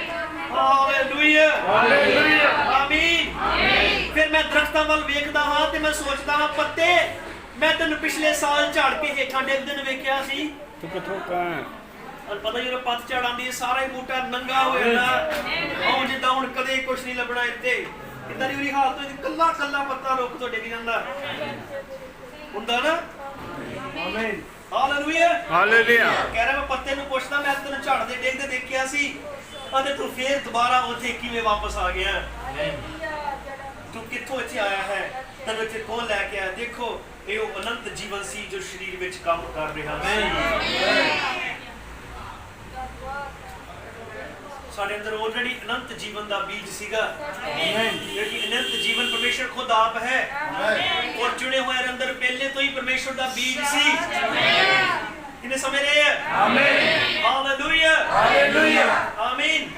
ਤਦ ਫਿਰ ਇੱਕ ਦਿਨ ਜਦ ਮੈਂ ਤੁਰਿਆ ਜਾ ਰਿਹਾ ਸੀ, ਉਸ ਆਵਾਜ਼ ਨੇ ਗੱਲ ਕੀਤੀ, ਕਦੇ ਵੀ ਸਿਗਰਟ ਨਹੀਂ ਪੀਣਾ, ਸ਼ਰਾਬ ਆਦਿ ਨਾ ਪੀਣਾ, ਅਤੇ ਨਾਲ ਦੇ ਜਵਾਨ ਸਾਥੀ ਅਤੇ ਸਭ ਬੁੱਢੇ ਹੋ ਗਏ। ਆਮੀਨ, ਹਾਲੇਲੂਇਆ। ਤੁਹਾਨੂੰ ਪਤਾ ਹੈ, ਇਹ ਜੋ ਪਾਪ 'ਚ ਜੰਮਿਆ, ਇੱਕ ਦਿਨ ਦੂਤ ਨੇ ਉਹਨੂੰ ਕਿਹਾ ਸੀਗਾ, ਨਾ ਤੂੰ ਸ਼ਰਾਬ ਪੀਵੀ, ਨਾ ਤੂੰ ਸਿਗਰਟ ਪੀਵੀ, ਨਾ ਆਪਣੇ ਆਪ ਨੂੰ ਔਰਤਾਂ ਨਾਲ ਦੂਸ਼ਿਤ ਕਰੀ। ਜੇ ਤੂੰ ਵੱਡਾ ਹੋਏਗਾ ਤੇਰੇ ਲਈ ਇੱਕ ਕੰਮ ਰੱਖਿਆ ਹੋਇਆ ਹੈ। ਆਮੀਨ।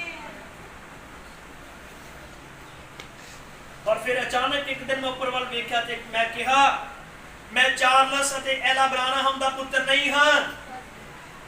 Hallelujah, hallelujah.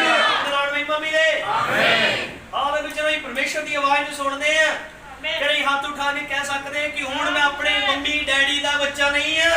ਆਮੀਨ। ਮੈਂ ਚਾਰਲਸ ਬ੍ਰਾਨਹਮ ਤੇ ਐਲਾ ਬ੍ਰਾਨਹਮ ਦਾ ਪੁੱਤਰ ਨਹੀਂ ਹਾਂ। ਮੈਂ ਹਾਂ ਉਹਨਾਂ ਤੋਂ ਪੈਦਾ ਹੋਇਆ, ਔਰ ਉਹ ਪਾਪੀ ਸੀਗੇ। ਉਹਨਾਂ ਦੇ ਦੁਆਰਾ ਜੰਮਣ ਤੋਂ ਪਾਪ ਦਾ ਸੁਭਾਅ ਮੇਰੇ ਅੰਦਰ ਸੀ। ਆਮੀਨ। ਪਰ ਜਦੋਂ ਪਵਿੱਤਰ ਆਤਮਾ ਦੇ ਦੁਆਰਾ ਨਵਾਂ ਜਨਮ ਪ੍ਰਾਪਤ ਹੁੰਦਾ ਹੈ, ਤਾਂ ਉਹਨੇ ਕਿਹਾ, ਮੈਂ ਕਹਿ ਸਕਦਾ ਮੈਂ ਐਲਾ ਬ੍ਰਾਨਹਮ ਤੇ ਚਾਰਲਸ ਬ੍ਰਾਨਹਮ ਦਾ ਪੁੱਤਰ ਨਹੀਂ ਹਾਂ। ਆਮੀਨ। सकते हो? हालेलुया। ये नहीं अपने मम्मी डैडी ਨੂੰ ਛੱਡ ਦੋ ਅਸੀਂ ਉਹਨਾਂ ਦੇ ਬੱਚੇ ਅਸੀਂ ਉਹਦਾ ਤੋਂ ਜਨਮ ਲਿਆ ਪਰ ਉਹ ਜਨਮ ਇੱਕ ਅਧੂਰਾ ਜਨਮ ਸੀਗਾ ਉਸ ਦੀ ਜਨਮ ਨਹੀਂ ਉਹ ਤੇ ਪਾਪ ਚ ਪੈਦਾ ਹੋਏ और जो पवित्र आत्मा द्वारा ही जन्मे एक नवा सुभाव साडे अंदर आया परमेश्वर दा काम साडे अंदर उठिया हुण ये कह सकदे कि मैं कल्ला भाई दलबीर ते ऐन आशा दा पुत्र नहीं है मैं उस परमेश्वर दा बेटा हां उन्हें हुण मैनू अपने राह जन्म दिता उन्होंने जन्म दिता ही फिर मैनू परमेश्वर ने जन्म दिता कितने समझ गए हैं एक बार मां बाप तो पैदा हुए दूसरी बार यही परमेश्वर तो पैदा होते हैं एक बार ये जमीन तो जन्म लिया दूसरी बार ये स्वर्ग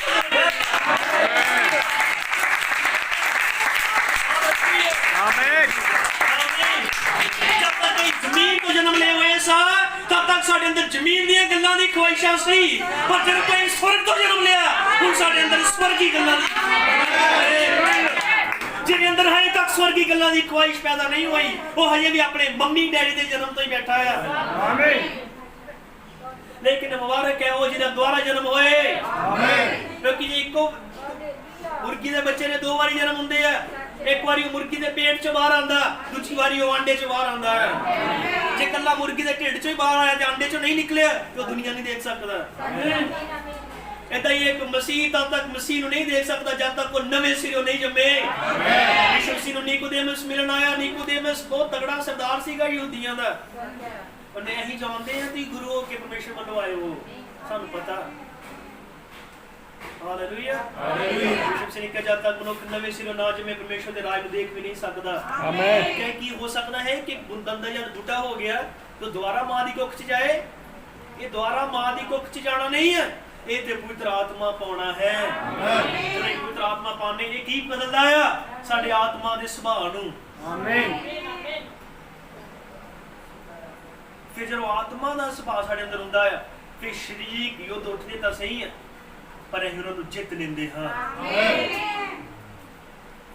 वही पौलुस जिन्हें ये कहा कि जो मैं ठीक करना चाहता मेरे को गलत हो जाता है ना ये लड़ाई लगी रहती है और उसी पौलुस ने क्या मैं निश्चय दी चंगी लड़ाई लड़ी मैं अपनी लड़ाई लड़ चुका हाँ मैं निश्चय दी साम कीती है निश्चय प्राण च पाई जाती है और प्राण दे विच जिहड़ी निश्चय पाई जाती है वो बाहरली ज्ञान इंद्रियां उत्ते जित प्राप्त कर लैंदी है आमीन समझण वाला समझे आत्मा दी शरीर आमीन कितने समझ रहे हैं प्रभु आमीन नाम महिमा मिले आमीन आमीन ये तो हमने क्या हुण मैं हाथ उठा के कह सकदा मैं चार्ल्स ब्रानम ते एला ब्रानम दा मुंडा नहीं है आमीन टीवी अपने मम्मी डैडी बारे कह सकदे कि हुण उन्हां दा बच्चा नहीं है आमीन कितने आमीन कह सकते हैं आमीन हालेलुया हालेलुया मेरी छोटे उकाब दी कहानी दे वांग मैं चूचा नहीं हां कितना किते ऊपर उथे कोई है हे महान यहोवा तू जो भी है प्रगट कर मैं घर होना चाहता हां मेरे अंदर कुछ सी जो बुला रहा सी तन पता किदा क्योंकि है उकाब दा ही बच्चा सीगा नबी ने एक कहानी सुनाई एक बार एक उकाब दा अंडा गुम हो गया और उकाब दे अंडे नु किसान चुक के ले आया अपने खेत च अपने वाड़े जिथे उन्हें बाकी चूचे चाचे या होर जानवर पशु रखे सन उन्हें उन्हां दे विच लिया के ही उकाब दे अंडे नु भी रख दिता हालेलुया हालेलुया जदों अंडियां चों बच्चे बाहर निकले चूचे भी निकले तो उकाब दा बच्चा भी बाहर निकले अंडे चों हुण चूचे दा काम ही रूड़ियां ते खाना हालेलुया हालेलुया चंगी चीज पाई होनी वो भी खाना नहीं ना रूड़ियां तो भी खाना लेकिन उकाब एक अलग प्रजाति सीगी ओदा रूड़ियां ने जान दिल नहीं करदा पर मजबूर उन्होंने खाना पैंदा सी ढिड भरन दे लई लेकिन एक दिन वो उकाब मां जिन्हें पता सीगा कि मेरा एक बच्चा गुम होया है आमीन ओनू लभदी लभदी लभदी लभदी उन्हें उस वाड़े के ऊपर आके मंडराना शुरू कर दिता उन्हें देखा कि ओदा ही बच्चा रूड़ियां ते खा रहा है रूड़ियां की है गंदमंद की है संसार दी गल्लां हर एक चीज जिहड़ी वचन दे विरोध च है रूड़ी है ये गंदमंद है लेकिन उकाब तो सदा ताजा मन्ना खाते। तुम ईगल के बारे सर्च करके देखो, वो शिकार करते और ताजा मन्ना ताजा मांस खाते।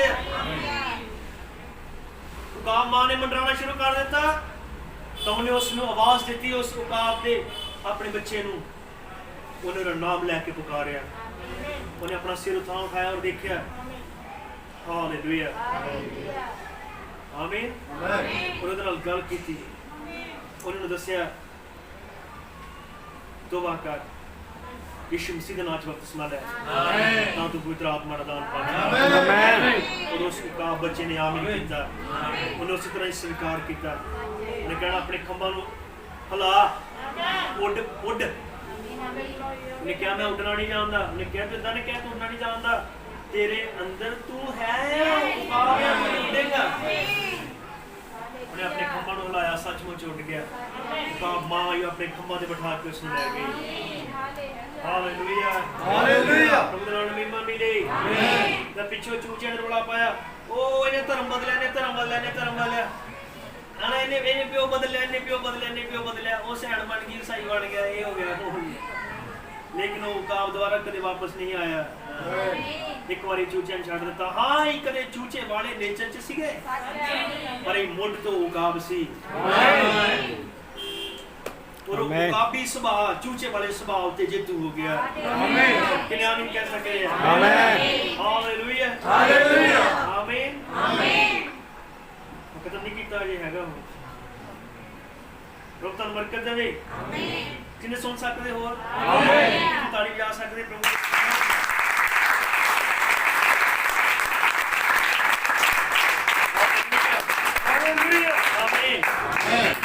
फिर मेरा नवा जन्म होया। ये छोटा जिहा जीवन उत्थे ऊपर होया, उत्थे पिया होया सी। जीवन का पानी इस उत्ते पाया गया, तादे वधना शुरू हो गया। हुण उस पुराने जीवन नूं माफ कर दिता गया है। परमेश्वर के भुल्लां दे समुद्र में सुट दिता गया। कदे भी मेरे खिलाफ याद नहीं किया जाएगा। देखो हुण असीं धर्मी ठहराए गए हाँ, क्योंकि असीं कदे भी परमेश्वर की हजूरी विच पाप नहीं कीता सी। हालेलुया, आमीन, आमीन। मीका 7:19 च लिखिया, वो फिर साडे उत्ते दया करेगा, वो साडे अपराधां नूं पैरां हेठ लताड़ेगा, तू उन्हां दे सारे पापां नूं समुद्र दी तह विच सुट देवेगा। हालेलुया, किने आमीन कह सकदे? आमीन। साडे अंदर दो तरह दे सुभाव पाए जांदे। ये लड़ाई है, पर लेकिन विश्वास इन्हां पंजां ज्ञान इंद्रियां दे उत्ते काबू पा लवेगा। अगर पा लेंदा है फिर तुम शारीरिक स्वभाव के अनुसार नहीं चलोगे, भी आत्मिक स्वभाव के अनुसार चलोगे। किने आमीन कह सकते हैं? आमीन, हालेलुया, हालेलुया। प्रभु दा नाम महिमा मिले। आमीन, आमीन। साडे अंदर गल्लां रहिंदियां क्योंकि ये शरीर दे गुलाम है। शरीर कहंदा तू थकिया आ, तू रहन दे की बन के जाना। हुण इंनियां देखिया ने आई है, रहन दे ये दुआ करना, रहन दे किथे होना, रहन दे अदा करना की तौबा करनी, रहन दे। वो सदा रहन दे कर देंदा जेड़ा शारीरिक स्वभाव हुंदा, रहन दे। हालेलुया, आमीन, आमीन। लेकिन आत्मिक जेड़ा स्वभाव कदे इदां नहीं करदा। वो ओदे रहन दे नूं ये हो के रवेगा च बदल के तब्दील कर दिंदा है। किने आमीन कह सकते हैं? आमीन, हालेलुया, हालेलुया। जे तुहाडे अंदर कोई चीज उठदी जेड़ी कहंदी रहन दे, तुसीं रहन दिंदे हो, तुसीं हजे भी काले कुत्ते दे गुलाम हो, फिर तुसीं उहनूं ज़्यादा खवांदे हो। Hallelujah, hallelujah. समझ रहे हो तुसीं? आमीन। उहदे नाल महिमा मिले। जबकि बाइबल की कहंदी है तुहाडा ओही सुभाव होवे जो मसीह यीशु दा सी। आमीन। और कुछ हवाले पढ़दे होर सुन सकदे थोड़ी देर के लिए 15 मिनट। आमीन।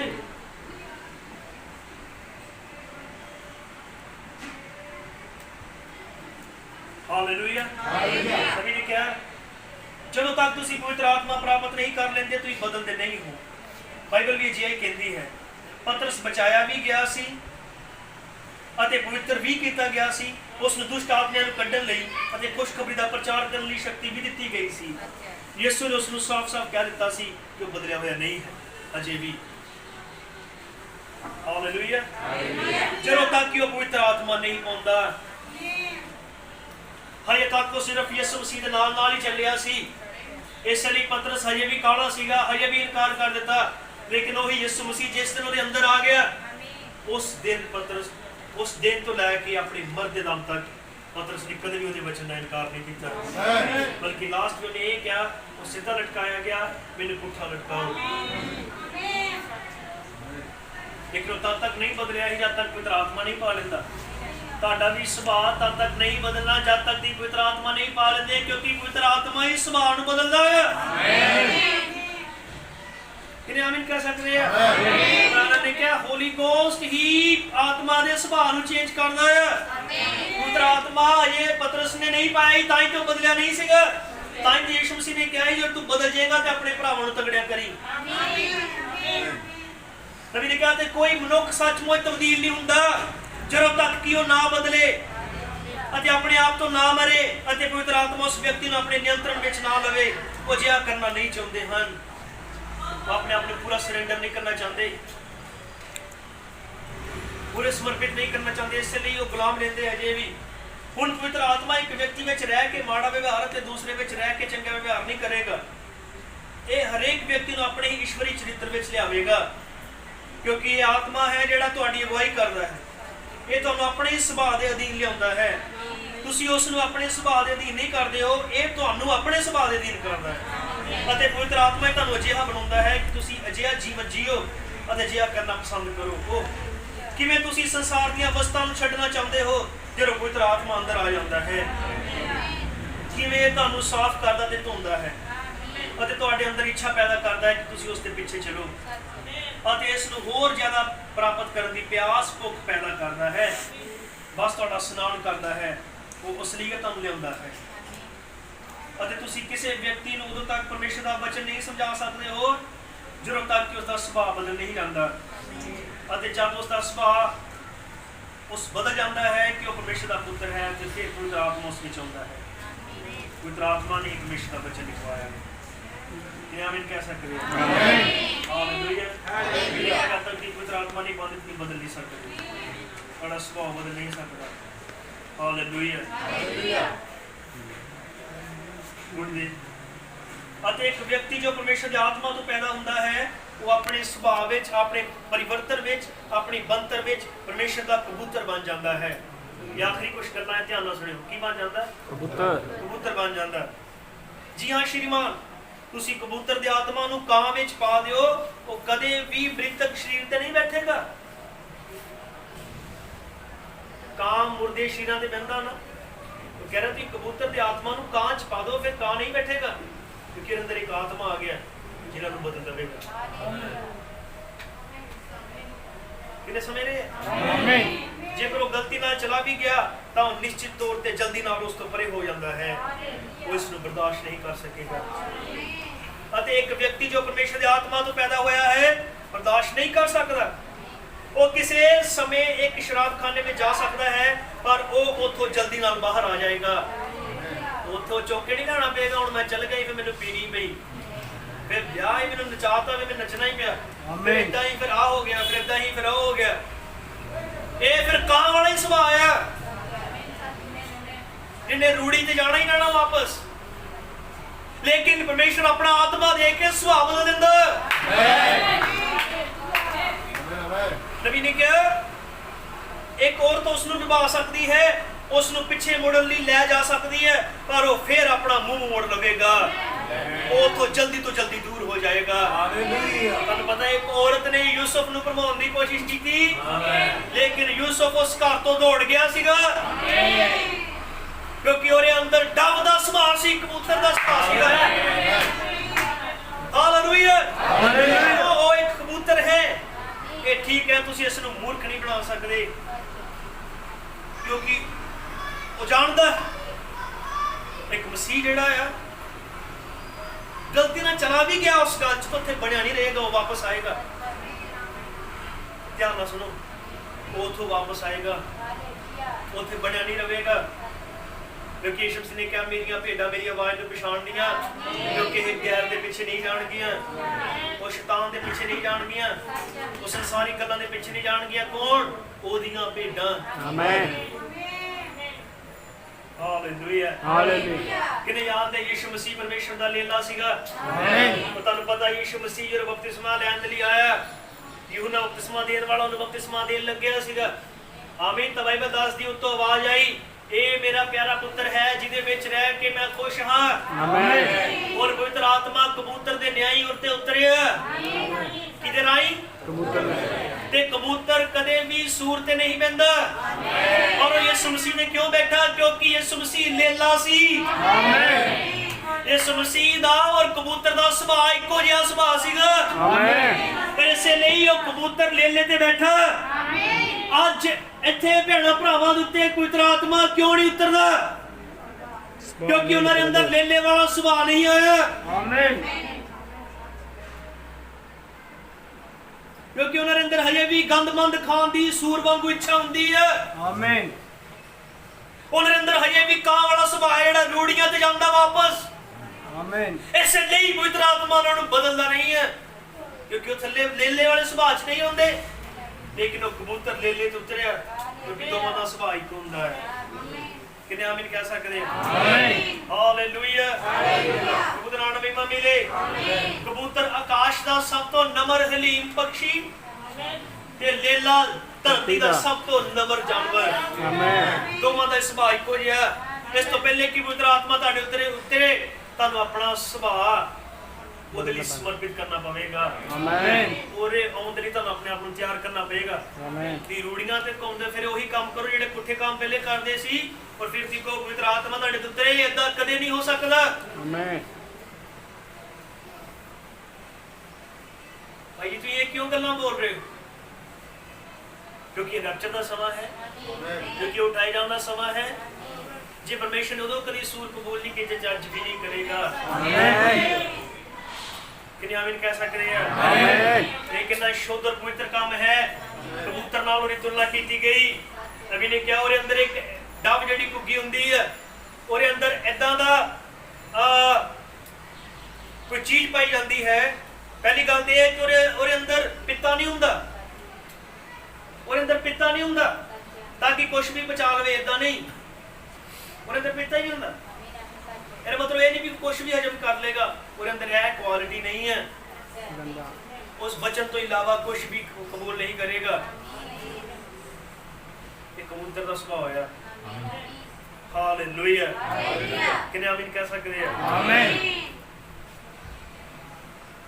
ਸੂਰ ਜਿਹੜਾ ਨਾ, ਸੂਰ ਉਹਨੂੰ ਹੀ ਅੰਮ੍ਰਿਤਸਰ ਆਉਂਦੇ ਆਉਂਦੇ ਉਦੋਂ ਕਣਕ ਦੇ ਦਾਣੇ ਵੀ ਖਾਂਦੇ ਦੇਖਿਆ। ਕਿਉਂ ਭਾਈ? ਮੈਂ ਪਹਿਲੀ ਵਾਰ ਦੇਖਿਆ ਤਾਂ ਸ਼ਾਇਦ ਇਹ ਪਹਿਲੇ ਦੇਖਿਆ ਹੋਵੇ ਕਦੀ। ਸੂਰ ਨੂੰ ਕਣਕ ਦੇ ਦਾਣੇ ਖਾਂਦੇ ਦੇਖਿਆ। ਕਿ ਹੁਣ ਜੇ ਉਹਨੇ ਕਣਕ ਦੇ ਦਾਣੇ ਖਾਦੇ, ਕੀ ਕਣਕ ਦੇ ਦਾਣੇ ਹੀ ਖਾਏਗਾ? ਨਹੀਂ, ਉਹ ਬਾਹਰੋਂ ਲਿਬੜੇ ਤਿਬੜੇ ਸੀਗੇ, ਜੋ ਇਹ ਦੱਸਦਾ ਹੈ ਕਿ ਇਹਨਾਂ ਨੇ ਹੁਣੇ ਗੰਦ ਵੀ ਖਾ ਕੇ ਆਏ ਆ।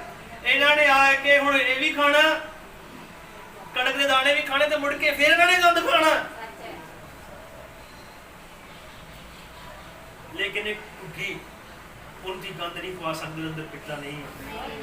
ਔਰ ਦੂਸਰੀ ਗੱਲ ਇਹ, ਉਹਦੇ ਅੰਦਰ ਨਬੀ ਨੇ ਕਿਹਾ ਇੱਧਰ ਦਰਵ ਪਾਇਆ ਜਾਂਦਾ ਹੈ ਕਿ ਉਹਨੂੰ ਨਹਾਉਣ ਦੀ ਲੋੜ ਨਹੀਂ ਆਪਣੇ ਆਪ ਨੂੰ ਸਾਫ਼ ਕਰਨ ਦੀ। ਉਹਦੇ ਅੰਦਰ ਆਲਰੇਡੀ ਇੱਕ ਏਦਾਂ ਦਾ ਪਦਾਰਥ ਨਿਕਲਦਾ ਹੈ। ਤੇਲ ਕਿਆ?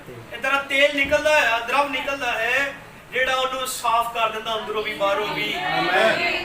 ਉਹਦੇ ਅੰਦਰ ਹੀ ਇੱਕ ਚੀਜ਼ ਪਾਈ ਜਾਂਦੀ ਹੈ। ਹਾਲੇਲੂਇਆ। ਉਹਨੂੰ ਲਿਆ ਕੇ ਪਾਸਟਰ ਦੀਆਂ ਗੋਦੀਆਂ ਦੇ ਬਿਲਕੁਲ ਲਾਗੇ ਬਿਠਾਉਣਾ ਨਹੀਂ ਪੈਂਦਾ। ਭਾਈ ਏਦਾਂ ਨਾ ਕਰਿਆ ਕਰ, ਭਾਈ ਏਦਾਂ ਨਾ ਕਰਿਆ ਕਰ। ਉਹਦੇ ਅੰਦਰ ਹੀ ਇੱਕ ਅਜਿਹੀ ਚੀਜ਼ ਪਾਈ ਜਾਂਦੀ ਹੈ ਜਿਹੜੀ ਉਹਨੂੰ ਇੱਕ ਵਧੀਆ ਵਿਸ਼ਵਾਸੀ ਬਣਾਉਂਦੀ ਹੈ। ਚਾਹੇ ਫਿਰ ਤੁਸੀਂ ਪਾਸਟਰ ਤੋਂ 500 ਕਿਲੋਮੀਟਰ ਦੂਰ ਹੋ, ਜਿੱਥੇ ਤੁਹਾਨੂੰ ਕਲੀਸਿਆ ਦਾ ਕੋਈ ਮੈਂਬਰ ਨਹੀਂ ਦੇਖਦਾ, ਜੇ ਤੁਹਾਡੇ ਅੰਦਰ ਘੁੱਗੀ ਵਾਲਾ ਆਤਮਾ ਆ, ਤੁਸੀਂ ਗੰਦੇ ਲਿਬੜੇ ਹੋਏ ਦੂਰ ਰਹਿ ਕੇ ਇਦਾਂ ਦੇ ਨਹੀਂ ਹੋਵੋਗੇ। ਦੂਰ ਰਹਿ ਕੇ ਵੀ ਤੁਹਾਡੇ ਅੰਦਰ ਇਦਾਂ ਦਾ ਤੇਲ ਹੋਏਗਾ ਜਿਹੜਾ ਤੁਹਾਨੂੰ ਉੱਥੇ ਵੀ ਸ਼ੁੱਧ ਰੱਖੇਗਾ। ਕਿਵੇਂ ਆਮੀਨ ਕਹਿ ਸਕਦੇ ਆ? ਆਮੀਨ। ਨਹੀਂ ਤੇ ਯਿਸੂ ਮਸੀਹ ਨੇ ਕਿਹਾ ਇੱਕ ਸੂਰ ਨੂੰ ਲਿਆਓ, ਤੁਸੀਂ ਸੂਰਨੀ ਨੂੰ ਲਿਆਓ। ਬਬਰਾਨਮ ਨੇ ਗੱਲਾਂ ਬੋਲੇ, ਬਾਈਬਲ ਬਿਆਨ ਕਰਦੀ ਇਹਨਾਂ ਗੱਲਾਂ, ਸੁੱਚੇ ਮੋਤੀ ਸੂਰਾਂ ਨੂੰ ਨਾ ਪਾਓ, ਜ਼ਿਕਰ ਕਰਦੀ ਇਹਨਾਂ ਚੀਜ਼ਾਂ ਦਾ। ਉਹਨੇ ਕਿਹਾ ਉਹਨੂੰ ਤੁਸੀਂ ਨਵਾਓ, ਸ਼ੈਂਪੂ ਨਾਲ। ਹਾਲੇਲੂਇਆ। ਸ਼ੈਂਪੂ ਨਾਲ ਨਵਾਓ, ਉਹਦੇ ਜੈਲ ਲਾਓ, ਉਹਦੇ ਤੇ ਪਰਫਿਊਮ ਸੁੱਟੋ, ਨੇਲ ਪਾਲਿਸ਼ ਲਾਓ, ਜੋ ਵੀ ਕੁਝ ਦੀ ਇਹਦੀ ਡਿਜ਼ਾਈਨਿੰਗ ਕਰਨੀ ਹੈ ਕਰੋ, ਜਿੰਨਾ ਟਾਈਮ ਲਾ ਕੇ ਉਹਦਾ ਮੇਕਅਪ ਕਰਨਾ ਕਰੋ, ਲੇਕਿਨ ਉਹਨੂੰ ਛੱਡੋ।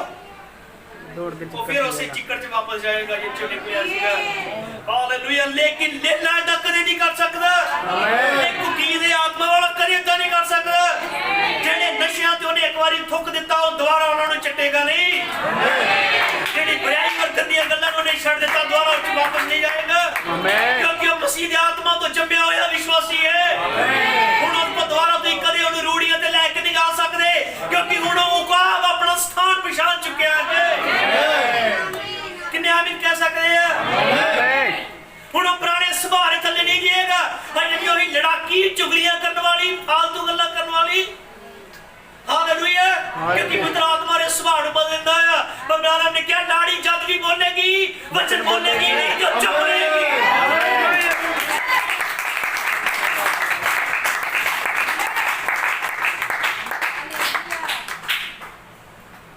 किन्ने आमीन कह सकते हैं वो जब भी बोलेगी वचन बोलेगी नहीं तो चुप रहेगी ये नहीं वो दिहाड़ी च 4 घंटे फालतू गल्लां करेगी और आधे घंटे प्रार्थना करेगी कदी कदी प्रभु दी मान लिया करेगी ते सारी जिंदगी अपनी बनाएगी नहीं लाड़ी जब भी बोलेगी वो वचन बोलेगी नहीं तो चुप रहेगी क्योंकि यहोवा यो फरमांदा वाले वचन ली तैयार हो रही है क्योंकि इस गल तैयार हो रही है कि परमेश्वर नु इस योग लियाक दी आवाज बढ़ा के एक बारी फिर को प्रमाणित करेगा आमीन और तदे होएगा जे पवित्र आत्मा ਤੁਹਾਡੇ ਅੰਦਰ ਆਉਂਦਾ ਹੈ ਉਹ ਤੁਹਾਡੇ ਸੁਭਾਅ ਨੂੰ ਬਦਲਦਾ ਹੈ ਆਮੀਨ ਹਾਲੇਲੂਇਆ ਹਾਲੇਲੂਇਆ ਆਮੀਨ ਅਬਰਾਹਮ ਨੇ ਕਿਹਾ ਅੱਛਾ ਬਿਲਕੁਲ ਇਸੇ ਤਰ੍ਹਾਂ ਹੁਣ ਵੀ ਹੈ ਅਤੇ ਸਾਡੀਆਂ ਬੁਰਾਈਆਂ ਦੇ ਕਾਰਨ ਹੀ ਪਵਿੱਤਰ ਆਤਮਾ ਉੱਠ ਜਾਂਦਾ ਹੈ ਪਵਿੱਤਰ ਆਤਮਾ ਕਈ ਵਾਰੀ ਉੱਠ ਜਾਂਦਾ ਅਤੇ ਸਾਡੇ ਤੋਂ ਦੂਰ ਚਲ ਜਾਂਦਾ ਹੈ ਇਹ ਜ਼ਰੂਰੀ ਹੈ ਕਿ ਉਹਨਾਂ ਦੋਹਾਂ ਦਾ ਸੁਭਾਅ ਇੱਕੋ ਜਿਹਾ ਹੋਵੇ ਆਕਾਸ਼ ਦਾ ਪੰਛੀ ਕਬੂਤਰ ਅਤੇ ਧਰਤੀ ਦਾ ਪਸ਼ੂ ਲੇਲਾ ਸਭ ਤੋਂ ਹਲੀਮ ਜੀਵ ਹਨ ਅਤੇ ਉਹ ਇੱਕ ਦੂਸਰੇ ਨਾਲ ਸਹਿਮਤ ਹੋ ਸਕਦੇ ਹਨ ਅਤੇ ਜਦੋਂ ਪਵਿੱਤਰ ਆਤਮਾ ਸਾਡੇ ਉੱਪਰ ਆਉਂਦਾ ਹੈ ਤਾਂ ਸਾਨੂੰ ਇੱਕ ਨਵੀਂ ਸ੍ਰਿਸ਼ਟੀ ਬਣਾਉਂਦਾ ਹੈ ਉਹ ਸਵਾਲ ਹੈ ਕਿ ਨਵੀਂ ਸ੍ਰਿਸ਼ਟੀ ਬਣ ਗਏ ਕਿ ਨਵੀਂ ਸ੍ਰਿਸ਼ਟੀ ਬਣ ਗਏ ਕਈ ਨਵੇਂ ਬਣ ਗਏ ਜੇ ਨਹੀਂ ਬਣੇ ਤਾਂ ਹੁਣ ਲੋੜ ਹੈ ਹੁਣ ਸਮਾਂ ਹੈ ਫਿਰ ਉਹ ਸਾਡੀ ਅਗਵਾਈ ਕਰਦਾ ਹੈ ਪਰ ਜੇਕਰ ਅਸੀਂ ਆਪਣਾ ਉਹੀ ਪੁਰਾਣਾ ਜੀਵਨ ਜੀਣ ਦੀ ਕੋਸ਼ਿਸ਼ ਕਰਦੇ ਹਾਂ ਤਾਂ ਉਹ ਕੰਮ ਨਹੀਂ ਕਰੇਗਾ ਹਾਲੇਲੂਇਆ ਹਾਲੇਲੂਇਆ ਆਮੀਨ ਪਵਿੱਤਰ ਆਤਮਾ ਇਹ ਹੈ ਜੋ ਤੁਹਾਨੂੰ ਪਰਮੇਸ਼ਵਰ ਦੇ ਰਾਜ ਦਾ ਨਾਗਰਿਕ ਬਣਾਉਂਦਾ ਹੈ ਫਿਰ ਜੇਕਰ ਤੁਸੀਂ ਪਰਮੇਸ਼ਵਰ ਦੇ ਰਾਜ ਦੇ ਨਾਗਰਿਕ ਹੋ ਤਾਂ ਇਹ ਤੁਹਾਡੇ ਤੋਂ ਕਿਸ ਤਰ੍ਹਾਂ ਦਾ ਵਿਵਹਾਰ ਕਰਾਉਂਦਾ ਹੈ ਜਿਸ ਤਰ੍ਹਾਂ ਪਰਮੇਸ਼ਵਰ ਆਪਣੇ ਰਾਜ ਵਿੱਚ ਕਰਦਾ ਹੈ ਹੁਣ ਪਰਮੇਸ਼ਵਰ ਆਪਣੇ ਰਾਜ ਵਿੱਚ ਕੀ ਕਰਦਾ ਹੈ ਇਹ ਪਵਿੱਤਰਤਾ ਧਾਰਮਿਕਤਾ ਵਿਚਾਰਾਂ ਦੀ ਸ਼ੁੱਧਤਾ ਮਨ ਦੀ ਸ਼ੁੱਧਤਾ ਸ਼ਕਤੀ ਅਤੇ ਪਿਆਰ ਹੈ ਗੁਆਚੇ ਹੋਇਆਂ ਦੇ ਪਿੱਛੇ ਜਾਣਾ ਬਿਮਾਰਾਂ ਨੂੰ ਚੰਗੇ ਕਰਨਾ ਚਮਤਕਾਰ ਕਰਨਾ ਅਤੇ ਮਹਾਨ ਕੰਮ ਕਰਨਾ ਹੈ ਫਿਰ ਦੁਨੀਆ ਨੂੰ ਤੁਸੀਂ ਪਾਗਲ ਨਜ਼ਰ ਆਉਂਦੇ ਹੋ ਉਹ ਕਹਿੰਦੇ ਹਨ ਉਹ ਲੋਕ ਉਹਨਾਂ ਦੇ ਦਿਮਾਗ ਖਰਾਬ ਹਨ ਸਮਝੇ ਪਰ ਤੁਸੀਂ ਸਵਰਗ ਰਾਜ ਦੇ ਨਾਗਰਿਕ ਹੋ ਆਮੀਨ ਤੁਸੀਂ ਮਸੀਹ ਮਾਨਣ ਫਿਰ ਲੋਕ ਤੁਹਾਨੂੰ ਕਹਿੰਦੇ ਪਾਗਲ ਹੋ ਗਈ ਇਹਦਾ ਤੇ ਆਏ ਇਹਨਾਂ ਦੇ ਜਵਾਨੀ ਚ ਤਿਆਰੀ ਰੱਖਿਆ ਸੀ ਤੋਰੀ ਤੋਬਾ ਕਰਾਤੀ ਇਹਨੇ ਇਹਦੇ ਵਿਚਾਰੇ ਨੇ ਦੁਨੀਆ ਦੇਖੀ ਨਹੀਂ ਉਹਨੂੰ ਬਪਤਿਸਮਾ ਦਵਾਤਾ ਦੱਸ ਹਾਲੇਲੂਇਆ ਹਾਲੇਲੂਇਆ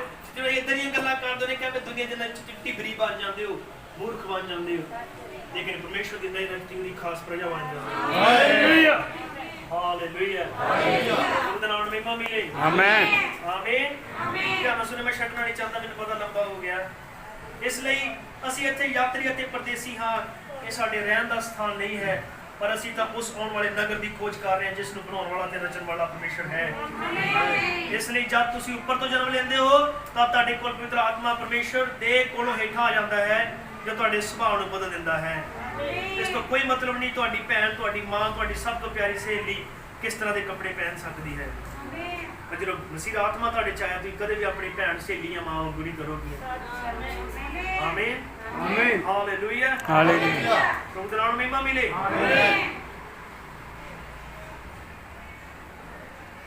ਇਸ ਤੋਂ ਪਹਿਲਾਂ ਕਿ ਪਰਮੇਸ਼ਰ ਪਵਿੱਤਰ ਆਤਮਾ ਦੇ ਵਿਅਕਤੀ ਦੇ ਰੂਪ ਵਿੱਚ ਉਤਰੇ ਜੋ ਕਿ ਮਸੀਹ ਹੈ ਹੇਠਾਂ ਆਵੇ ਅਤੇ ਮਨੁੱਖ ਦੇ ਦਿਲ ਵਿੱਚ ਵਾਸ ਕਰੇ ਇਸ ਤੋਂ ਪਹਿਲਾਂ ਤੋਬਾ ਜ਼ਰੂਰੀ ਹੈ ਇਹ ਵਿਖਾਉਣ ਲਈ ਕਿ ਉਹ ਕਿਸ ਦਾ ਹੈ ਉਸ ਨੂੰ ਉਸਦੇ ਨਾਮ ਵਿੱਚ ਬਪਤਿਸਮਾ ਲੈਣਾ ਜ਼ਰੂਰੀ ਹੈ ਬਪਤਿਸਮਾ ਪ੍ਰਭੂ ਯਿਸੂ ਮਸੀਹ ਦੇ ਨਾਮ 'ਚ ਹੈ ਆਮੀਨ ਹਾਲੇਲੂਇਆ ਯਿਸੂ ਦੇ ਲਹੂ ਨਾਲ ਸ਼ੁੱਧ ਹੋਣਾ ਵੀ ਜ਼ਰੂਰੀ ਹੈ ਅਤੇ ਫਿਰ ਪਰਮੇਸ਼ਰ ਵੱਲੋਂ ਪਵਿੱਤਰ ਆਤਮਾ ਦੇ ਪਵਿੱਤਰ ਆਗਿਆ ਹੁੰਦੀ ਹੈ ਜੋ ਪਾਪ ਦੀ ਸਾਰੀ ਇੱਛਾ ਨੂੰ ਅਤੇ ਸਾਰੇ ਸੰਸਾਰਿਕ ਸੁਭਾਅ ਨੂੰ ਖਤਮ ਕਰ ਦਿੰਦੀ ਹੈ ਭਸਮ ਕਰ ਦਿੰਦੀ ਹੈ ਅਤੇ ਇਸੇ ਲਈ ਜਿਹੜਾ ਸੱਚਾਈ ਦਾ ਗਿਆਨ ਪ੍ਰਾਪਤ ਕਰਨ ਤੋਂ ਬਾਅਦ ਜਾਣ ਬੁੱਝ ਕੇ ਪਾਪ ਕਰੀ ਜਾਏ ਇਹ ਵੀ ਲਿਖਿਆ ਹੈ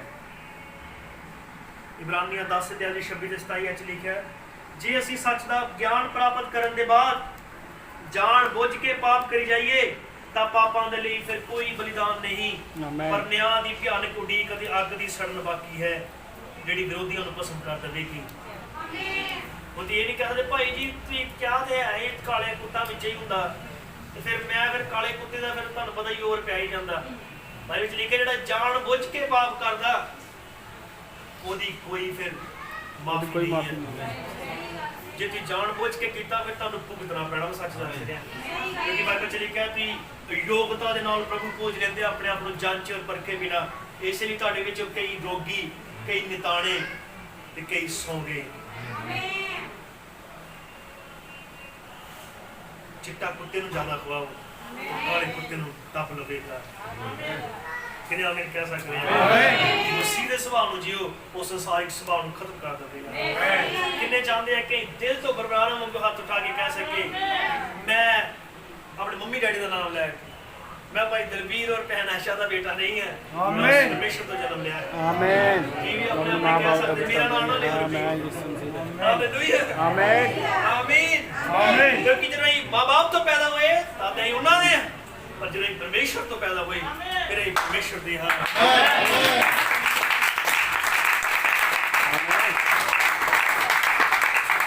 ਮਕਸਦ ਇਹ ਹੈ ਕਿ ਆਤਮਾ ਸਾਡੇ ਅੰਦਰ ਵਾਸ ਕਰੇ, ਸਾਨੂੰ ਨਵੇਂ ਬਣਾ ਦੇਵੇ। ਕੋਈ ਟੀਕਾ ਨਹੀਂ ਹੈ, ਕੋਈ ਵੈਕਸੀਨ ਨਹੀਂ ਜਿਹੜੇ ਤੁਹਾਨੂੰ ਮਸੀਹ ਬਣਾ ਦੇ, ਕੋਈ ਵੈਕਸੀਨ ਨਹੀਂ ਜਿਹੜਾ ਤੁਹਾਡੀਆਂ ਆਦਤਾਂ ਛੁਡਾ ਦੇ, ਤੁਹਾਡੇ ਸੁਭਾਅ ਬਦਲ ਦੇ। ਦੁਨੀਆ ਦਾ ਕੋਈ ਡਾਕਟਰ, ਕੋਈ ਇਲਾਜ ਨਹੀਂ, ਲੇਕਿਨ ਪਵਿੱਤਰ ਆਤਮਾ ਇੱਕ ਵਾਰ ਦੀ ਗੁਟਲੀਆਂ ਪਾਰ ਹੋਵੋ ਪ੍ਰਾਪਤ ਕਰ ਲਿਆ ਉਹ ਤੁਹਾਨੂੰ ਚੇਂਜ ਕਰ ਦੇਵੇਗਾ। ਆਖਰੀ ਦੋ ਹਵਾਲੇ ਪੜ੍ਹ ਕੇ ਮੈਂ ਖਤਮ ਕਰ। ਯਾਦ ਰੱਖੋ ਪਰਮੇਸ਼ਵਰ ਤਿੰਨ ਤਰੀਕਿਆਂ ਨਾਲ ਆਪਣੇ ਆਪ ਨੂੰ ਪ੍ਰਗਟ ਕਰਦਾ ਹੈ। ਪਹਿਲੀ ਵਾਰ ਉਸਨੇ ਆਪਣੇ ਆਪ ਨੂੰ ਅੱਗ ਦੇ ਖੰਭੇ ਵਿੱਚ ਪ੍ਰਗਟ ਕੀਤਾ ਜਿਸ ਨੂੰ ਪਿਤਾ ਕਿਹਾ ਜਾਂਦਾ ਸੀ। ਸਮਝੇ? ਕਿਉਂਕਿ ਪੁਰਾਣੇ ਨਿਯਮ ਚ ਅੱਗ ਦਾ ਖੰਭਾ ਸੀਗਾ ਤਾਂ ਉਹਨੂੰ ਯਹੋਵਾ ਕਿਹਾ ਗਿਆ, ਪਿਤਾ ਕਿਹਾ ਗਿਆ। ਫਿਰ ਉਹੀ ਪਰਮੇਸ਼ਰ ਯਿਸੂ ਮਸੀਹ ਵਿੱਚ ਪ੍ਰਗਟ ਹੋਇਆ ਜਿਸ ਨੇ ਉਸ ਨੂੰ ਇੱਕ ਸਰੀਰ ਬਣਾਇਆ, ਇਸ ਸਰੀਰ ਨੂੰ ਬਣਾਇਆ। ਦੂਜੀ ਵਾਰ ਉਹੀ ਪਰਮੇਸ਼ਰ ਪੁੱਤਰ ਬਣਿਆ, ਸਰੀਰ ਬਣਿਆ। ਤੀਸਰੀ ਵਾਰ ਉਹ ਸਰੀਰ ਦੀ ਮੌਤ ਰਾਹੀਂ ਉਸਨੇ ਕਲੀਸਿਆ ਨੂੰ ਪਵਿੱਤਰ ਕੀਤਾ ਜਿਸ ਵਿੱਚ ਉਹ ਰਹਿ ਸਕਦਾ ਹੈ। ਇਹੀ ਸੀ ਪਰਮੇਸ਼ਰ ਸਾਡੇ ਉੱਪਰ, ਪਰਮੇਸ਼ਰ ਸਾਡੇ ਸੰਗ ਅਤੇ ਪਰਮੇਸ਼ਰ ਸਾਡੇ ਵਿੱਚ। ਇੱਕੋ ਹੀ ਪਰਮੇਸ਼ਰ ਸਾਡੇ ਉੱਪਰ, ਸਾਡੇ ਨਾਲ ਤੇ ਸਾਡੇ ਅੰਦਰ। ਬਾਈਬਲ ਦੱਸਦੀ ਆਪਣੇ ਵਿਸ਼ਵਾਸ ਨਾਲ ਨੇਕੀ, ਆਪਣੀ ਨੇਕੀ ਨਾਲ ਗਿਆਨ, ਆਪਣੇ ਗਿਆਨ ਨਾਲ ਧੀਰਜ, ਆਪਣੇ ਧੀਰਜ ਨਾਲ ਸੰਜਮ ਅਤੇ ਸੰਜਮ ਨਾਲ ਭਗਤੀ ਅਤੇ ਭਗਤੀ ਨਾਲ ਭਾਈਚਾਰੇ ਦਾ ਪਿਆਰ, ਭਾਈਚਾਰੇ ਦੇ ਪਿਆਰ ਨਾਲ ਪਵਿੱਤਰ ਆਤਮਾ ਅਤੇ ਮਸੀਹ ਆਵੇਗਾ। ਉਸ ਦੇ ਠੀਕ ਹੇਠਾਂ ਪਵਿੱਤਰ ਆਤਮਾ ਹੈ। ਇਹਨਾਂ ਗੁਣਾਂ ਨੂੰ ਪ੍ਰਗਟ ਕਰਨ ਲਈ ਯਿਸੂ ਮਸੀਹ ਦਾ ਆਤਮਾ ਕਲੀਸਿਆ ਵਿੱਚ ਆਇਆ ਹੈ। ਕਿੰਨੇ ਆਮੀਨ ਕਹਿ ਸਕਦੇ ਹਾਂ? ਸੁਭਾਅ ਕੌਣ ਬਦਲਦਾ? ਪ੍ਰਭੂ ਯਿਸੂ। ਪਵਿੱਤਰ ਆਤਮਾ ਦਾ ਬਪਤਿਸਮਾ ਉਹਨੇ ਕਿਹਾ ਉਹ ਆਇਆ ਹੈ ਕਲੀਸਿਆ ਵਿੱਚ ਵਾਪਸ, ਇਸ ਲਈ ਕਿ ਤੁਹਾਨੂੰ ਬਦਲ ਦੇਵੇ। ਜੇ ਤੁਸੀਂ ਨਹੀਂ ਬਦਲੇ ਬੜਾ ਗੰਭੀਰਤਾ ਹੀ ਨਾਲ ਸੋਚਣ ਦੀ ਲੋੜ ਹੈ। ਪ੍ਰਭੂ ਮੰਗਣ ਦੀ ਲੋੜ ਹੈ ਕਿ ਮੇਰੇ ਪੁਰਾਣੇ ਸੁਭਾਅ ਨੂੰ ਮਾਰ। ਮੈਂ ਉਸ ਸੂਰ ਵਾਲੇ ਸੁਭਾਅ 'ਚ ਨਹੀਂ ਰਹਿਣਾ ਚਾਹੁੰਦਾ, ਮੈਂ ਚੂਚਿਆਂ ਵਾਲੇ ਸੁਭਾਅ 'ਚ ਨਹੀਂ ਰਹਿਣਾ ਚਾਹੁੰਦਾ। ਪ੍ਰਭੂ ਮੈਂ ਦੁਬਾਰਾ ਮੁੜ ਕੇ ਉਸ ਗੰਦਗੀ 'ਚ ਨਹੀਂ ਜਾਣਾ ਚਾਹੁੰਦਾ, ਕਿਉਂਕਿ ਬਾਈਬਲ 'ਚ ਲਿਖਿਆ ਜੋ ਮਸੀਹ ਚ ਨਵੀਂ ਸ੍ਰਿਸ਼ਟੀ। ਕਿੰਨੇ ਆਮੀਨ ਕਹਿ ਸਕਦੇ? ਆਮੀਨ। मैं सबसे नमस्कार मांगे दुआ करें।